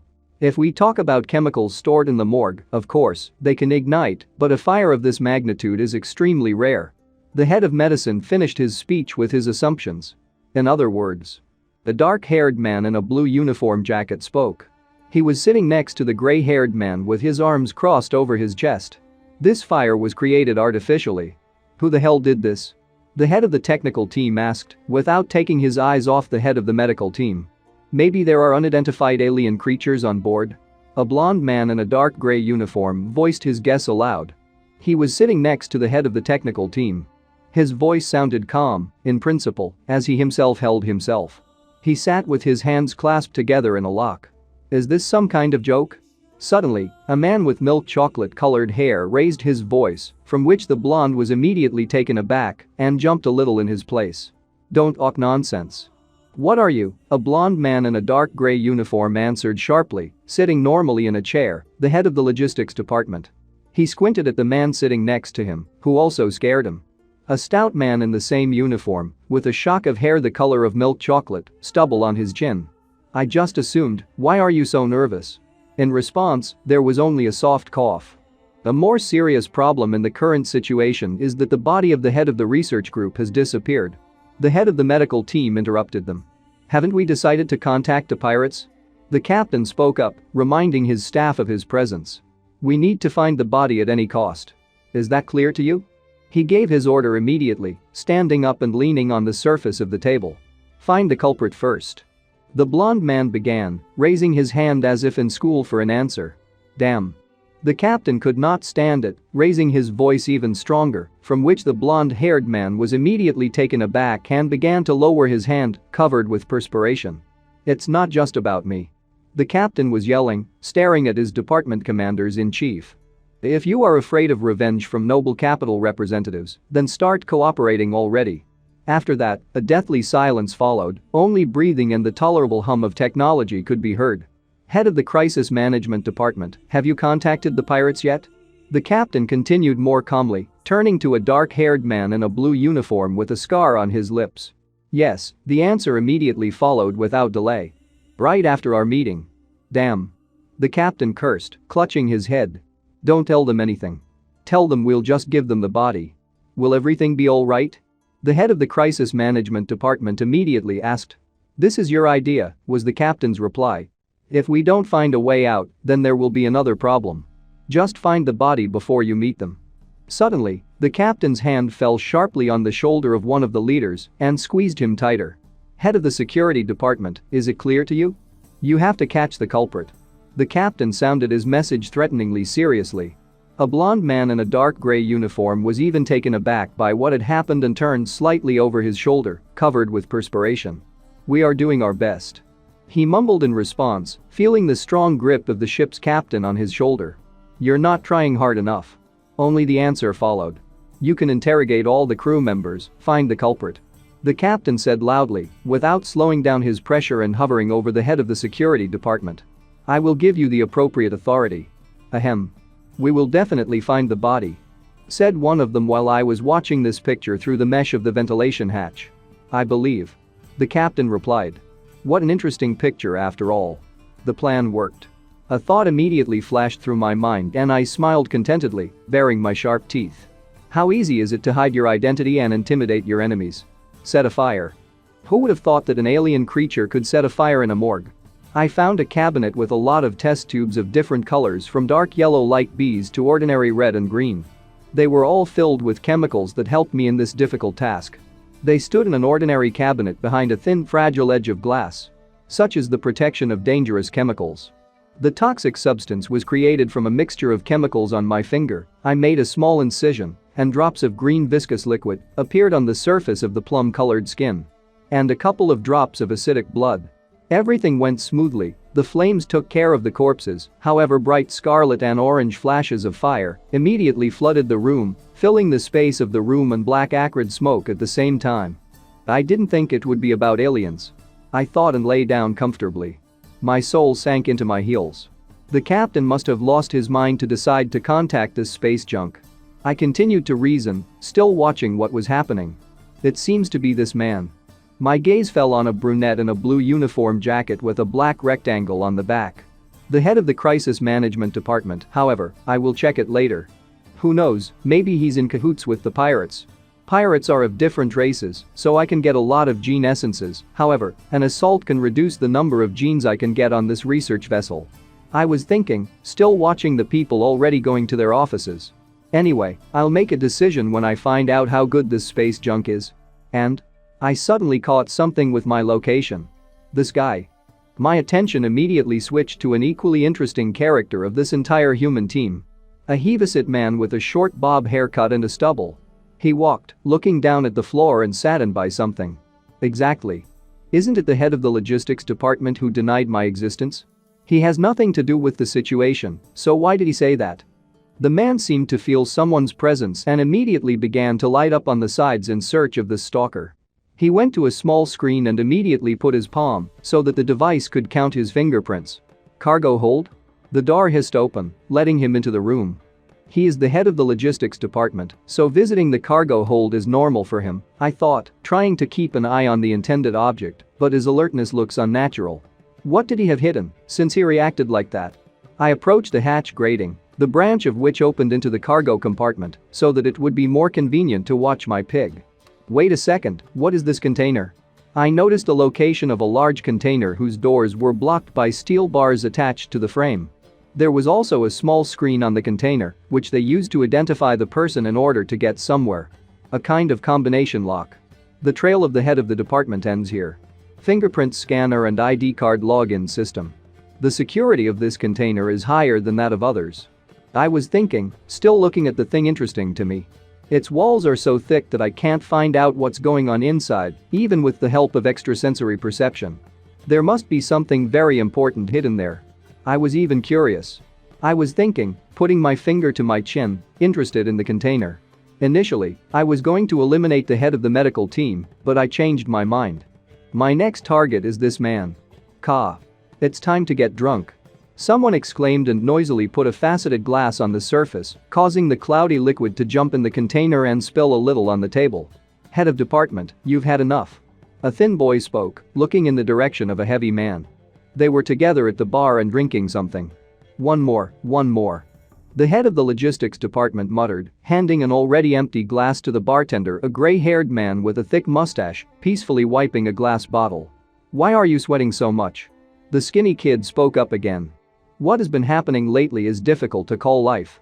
A thought flashed through the head of a fat man while he was bringing another portion of alcohol to his mouth. He was really covered in sweat, and it's not clear whether he didn't like the temperature of the ship or whether he was very worried about something. Maybe you shouldn't have trusted a colt dealer on the black market? Mentally he asked himself, remembering the pictures of the past. How he himself, standing in front of the merchant, listened to a resident of another planet, a creature with a lilac skin tone, small horns, blonde hair cut into a square, in a black hoodie, and with a small curtain covering half of his face. In front of her, her product was presented like a half-open pistachio, between the shells of which an unknown brown viscous something. She said they were found in ancient ruins. I decided that this could be used to make money, that's why I brought them here. The man began to think again mentally. And in the subconscious, a picture of the past surfaced again, how he delivers a container with the help of a transportation device and looks around. We agreed on a deal, secretly loaded the eggs on board. Everything was fine. But one day, when I decided to drink, one egg hatched. Once again, a thought passed through his mind. And the picture of the past was replaced by another. A blue container with small cells containing glass tubes with metal edging at both ends. In one of the cells from the cylinder, only fragments in the shell of an alien egg remained. If the container had been tightly closed that day. He was thinking again. The present time. A man wanders down the corridor after another binge to his room. "Who's here?" he exclaimed into the void and immediately turned around, peering if there was anyone nearby. But there was no one behind him. Only an empty long corridor filled with oppressive silence. He stood still for a while, listening to all the sounds that could suddenly be heard, but the silence was broken only by his rapid breathing due to increased excitement. Damn. Well, since the fuck was used before, then why not? He just muttered to himself, trying to calm down a little at this moment. It sucks. He cursed again, and his body increased sweating from excitement. Suddenly, he felt some strange smell suddenly surrounding him in this space and immediately tensed up. It seemed to make him dizzy, and in principle it could not help but strain him. That was all quiet without any hints of something, and then suddenly there's a strange annoying smell. Suddenly, out of the corner of his eye, he noticed that something had penetrated the ventilation. It has a long tail and powerful hind legs, similar to the paws of some animal. But what is strange, the skin is purple. He was immediately seriously frightened by this. What? It flashed through his mind immediately, but he was silent, as if his tongue was numb from the shock he was experiencing. What the hell? He exclaimed mentally and immediately rushed towards his room with all his might, without looking back and not even trying to write off alcohol glitches. The main thing is not to check whether the head is joking with him or everything is actually happening in reality. Damn. Mentally he cursed, still without slowing down. Tears immediately came out of her eyes. He couldn't calm down and calm them down. He really needed to get to the room as soon as possible and close the door behind him. Open up faster. He shouted in his mind, constantly poking at the numeric buttons on the screen. But suddenly the panel succumbed to the entered code and the door immediately moved to the side with a rustle, disappearing into the interstitial space. The man immediately flew into the room. More precisely, he fell like a sack of potatoes, not calculating that the barrier in the form of a door would disappear so quickly and he would lose his balance. Empty glass bottles were lying around him, and one of the slippers had left his hind limb. Telephone. The man stammered. "I need to make a call." Trembling with fright, he crawled towards the object he was looking for. A red handset on a red platform with a digital panel. Peek. Peek. Peek. Peek. It was heard outside the door. A sound that brought even more fear. Drool dripped from his mouth every now and then, and sweat trickled down his skin. Peek. Peek. He understood that it was the sound of the code buttons on the panel in front of the entrance. The number of digits in the code was getting smaller. He turned towards the door, and tears started coming out of his eyes again. Pipik. With a rustle, the door disappeared into the interstitial space again. In front of him was me in full height. His terrible nightmare from which he tried to escape so quickly. And now he's shaking and drooling, crying his eyes out. He can smell death. He sees a big monster in front of him with burning eyes and drooling from hunger. I slowly approached him, delaying the moment of pleasure. They say that the meat of a victim who experiences fear has its own wonderful taste. I loomed over him, showing a wide mouth and a lot of razor-sharp teeth, which drooled every now and then from unbearable hunger. And he just shakes and cries. "Enjoy your meal." I just said it to myself and immediately bit into my victim. It was easy to kill him because of his cheeky lifestyle. Thoughts swarmed in my head as I looked around my victim's room.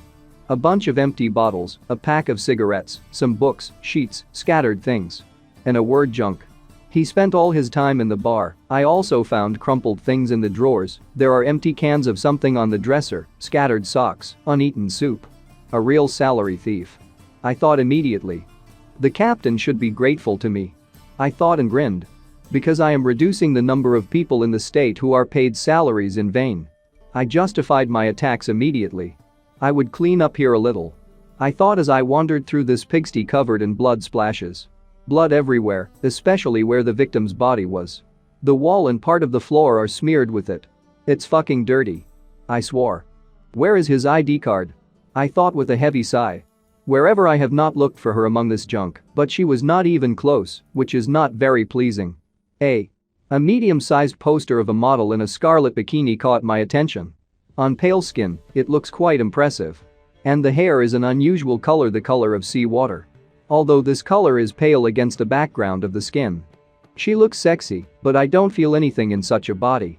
I thought, crossing my little paws on my chest and sighing in disappointment. I continued to search the room when suddenly the object I was looking for finally fell out of the bright yellow folder I had just taken. Namely, what I was looking for is an ID card.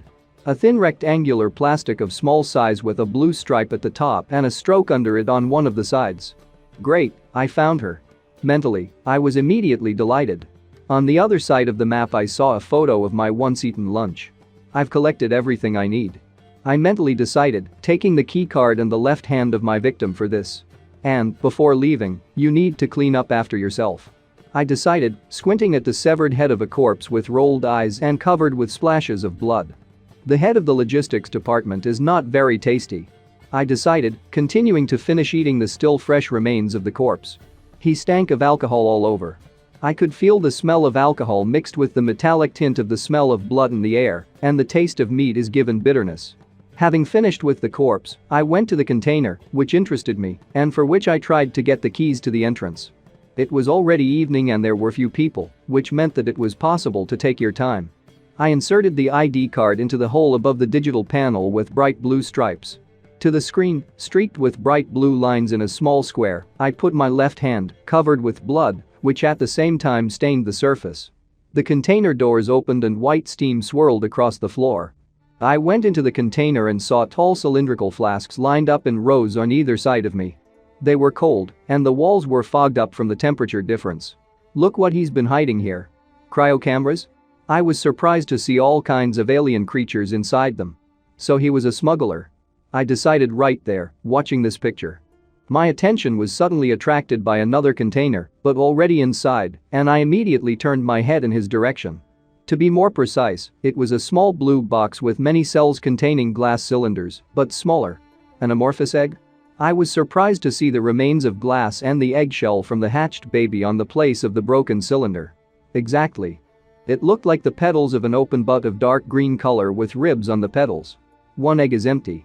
Having examined the shell closer, I thought. Did I hatch out of it? I immediately had an obvious question. I took an egg by one of the petals of the shell. It looks like a wilted flower bud, quite interesting. So this bastard tried to smuggle me out.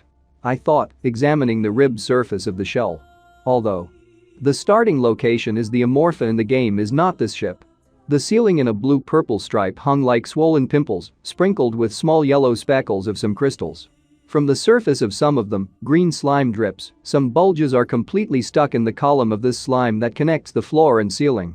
On the bumpy floor, where residual mini rocks are sometimes visible, there is a coating of the same green slime in which, as if on a soft mattress, the same amorphous eggs are located. Somewhere on the surface there are small pyramids with gilded drawings. And the mysterious ruins. I don't know what happened, but the owner of my body left the container immediately after hatching. The wall of the container is covered with a transparent flowing viscous liquid, similar to saliva. A trail of egg fragments and such goo stretches further from this box, deep into the container. Apparently, he died shortly after due to lack of food. But then I moved into his body. This explains why cockroaches seemed so delicious to me. I let the shell fall to the floor among the rest of its fragments. The body must have moved instinctively, striving to survive. Oh, I'm getting nervous. I knelt before the shell and put the palms of my little paws together, pretending to worship. Mail his memory. And now, you can forget about etiquette. I got up in a moment and looked around, and do what befits an amorphous. I grabbed 2 eggs of my brother's from a small container. And immediately began to eat them greedily. While killing other cubs in the bud. The amorphous one that hatches first devours other eggs. I took one after the other, devouring one by one. Sucking out the internal component and the juices that are still contained in them. It's a pity there was no message about the activation of the predator effect. Well, it's not that important. I thought, licking the remnants of pale yellow goo from the surface of my teeth and mouth. Because there is a lot to eat here. I thought in anticipation and looked at the contents of the smuggler's container. Cryo capsules with all kinds of alien animals, something else was in sealed cardboard boxes. And it's all mine now. Great. I mentally exclaimed as soon as the blue system window appeared in front of me. Race. Unidentified hostile space creature, NVKS, condition. Individual goal. Survive, evolution. Successful 1, feature. Predator's sense, combined, wings, kite and shell, vitality, venom glands, combined, enhanced exoskeleton, acidic blood, psychic organ, strong legs, the ability to imitate sounds. Type? Not defined. Currently, 2 types are characteristic of you. Strong body, 8 out of 10, strong psyche, 2 out of 3, the information on the system screen read.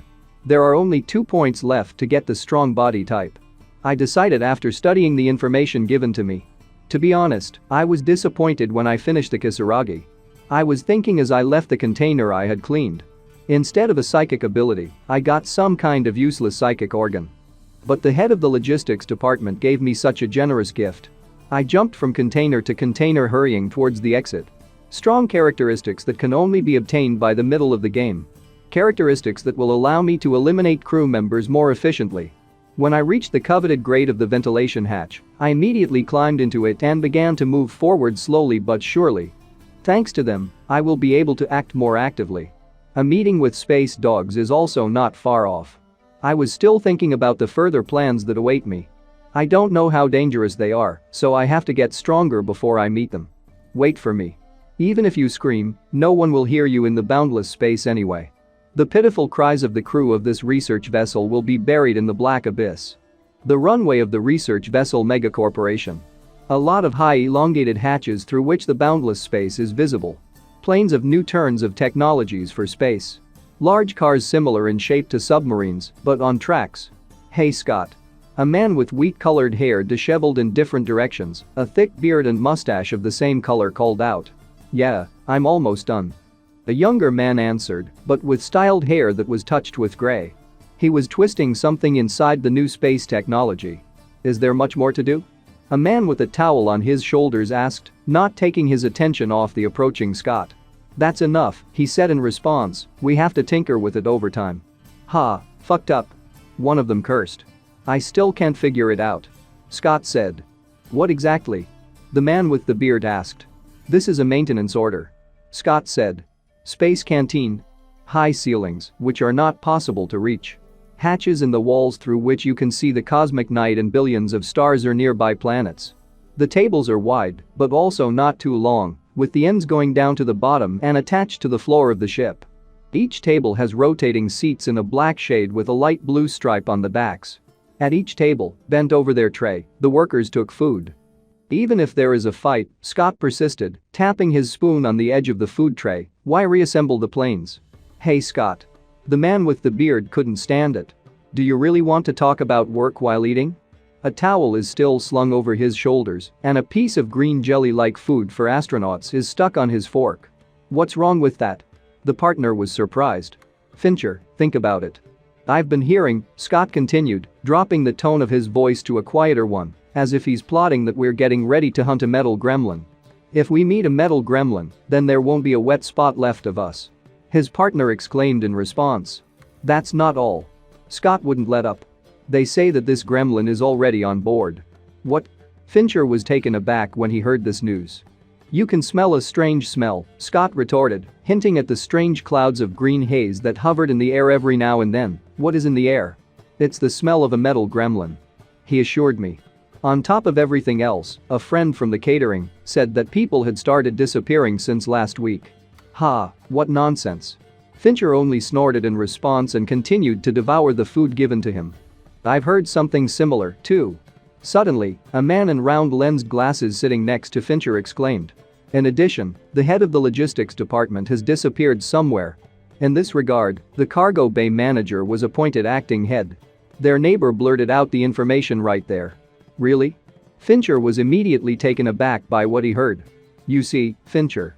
Scott immediately exclaimed, glad that his words were confirmed. I'm right. Good. The man spoke after listening to 2 points of view, or rather the flow of information. Let's say people started disappearing. Then why are the bosses inactive? I heard, their neighbor at the table immediately began, that they were hiding it to avoid unrest. The metal gremlin is to blame for everything. Scott exclaimed immediately. I do not think so. He said as Fincher snapped and immediately got up from the table. What do these losses have to do with the maintenance of fighters? Fincher could not understand in any way and, taking his under his nose, wanted to leave already. I don't know. Said the guy with glasses. I've only heard of disappearances. Scott started. Are they trying to work with discipline in this way? He decided to assume and immediately caught the displeased look of his partner. Even with a hint of threat. Well, maybe you're right. Fincher threw back and walked away from them, and Scott just scratched his head. The runway of the research vessel. The light is extinguished, and only under the sight of one of the fighters it burns and someone's legs stick out. Fincher came closer and saw his partner fixing something there. Scott. He turned to him immediately. I want something to eat, do you want something? No. Without distracting from the case, the partner replied, still continuing to twist the bolts. It's better to bring some synthetic alcohol with you. Scott threw Fincher in the wake. Good. He agreed in response. Damn. Scott swore. Will I be able to finish everything today? The man continued to work in silence, only the barely audible hum of technology broke the silence. Scott, come here for a minute. Suddenly a man heard someone's voice and was immediately distracted. Cameron? He immediately called out to the voice carrier. I'm busy right now. Scott muttered and continued to twist the bolts in the mechanism. It won't be for long. The same voice was heard again from outside. Scott? The newly arrived night voice persisted. That's it. The man wanted to swear mentally, but only clenched his jaw with indignation. If you call for any trifles, beware, there will be no mercy. Mentally, the cattle were angry, taxiing on a small special board from under the fighter. But he was immediately puzzled when he saw only emptiness in front of him, but not the one who was calling him so hard. He's mocking me. He called, but he left. The man was surprised and sat down, looking around. Here. The voice that seemed to mock him rang out again. This time it comes from the doors that are wide open ahead. From the darkness in which nothing is visible. Hurry up. Maintenance room? Scott was surprised. He approached the door and looked inside, guided by the voice that was calling him so persistently. Scott, this way. That voice rang out again. What are you doing there without a light? The man was surprised, looking into the impenetrable darkness. I'm looking for something. The voice answered again.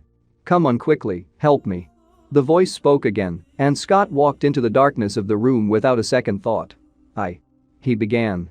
How people annoy me. He thought, not straying from the path, making his way with a flashlight. What's that smell? He was surprised when an unbearable stench hit his nostrils, and he immediately covered his nose with his palm. It looks like a rotten fish, but somehow different. Thoughts flashed through his mind. Where are you, you bastard? Scott exclaimed, continuing on his way anyway. Here I am, here. The familiar voice rang out again. Without shining his light on the floor, he did not notice a large bolt and immediately stood on it, which caused him to lose his balance. The bolt rolled out from under his foot and he fell to the floor with a crash. Hey, he said, rubbing his bruised head. Wait a minute, a thought suddenly dawned on him, somehow all this is suspicious. Even if you turn on the flashlight, it's hard to see anything in such darkness. Squinting at the fallen object, he thought, but without moving from his place. What is Cameron doing in such pitch darkness? In addition, the head of the logistics department has disappeared somewhere. Suddenly Scott remembered the words at lunch. In this regard, the acting head was appointed cargo bay manager. I heard that people have been disappearing since last week. The metal gremlin is to blame for everything. It finally hit Scott as soon as he remembered his words in the dialogue. "'Kay, Cameron?" Already stuttering, my victim asked into the void, crawling on the surface of the floor. "Sko-o-o-ot." I drawled, imitating my voice less assiduously. "Cameron?" Scott asked the question into the void again. Without stretching out the calm before the storm for a long time, I immediately grabbed his head and pulled him to me. "Oh." I pronounced the syllables with aggression and prepared to devour my stupid victim. My eyes were burning with a hungry spark, and steam was escaping from my mouth. Only the crunching of bones and the screams of the victim broke the silence that night. The ability to imitate. It turns out to be very useful. I thought as I ate my delicious food and savored every bite.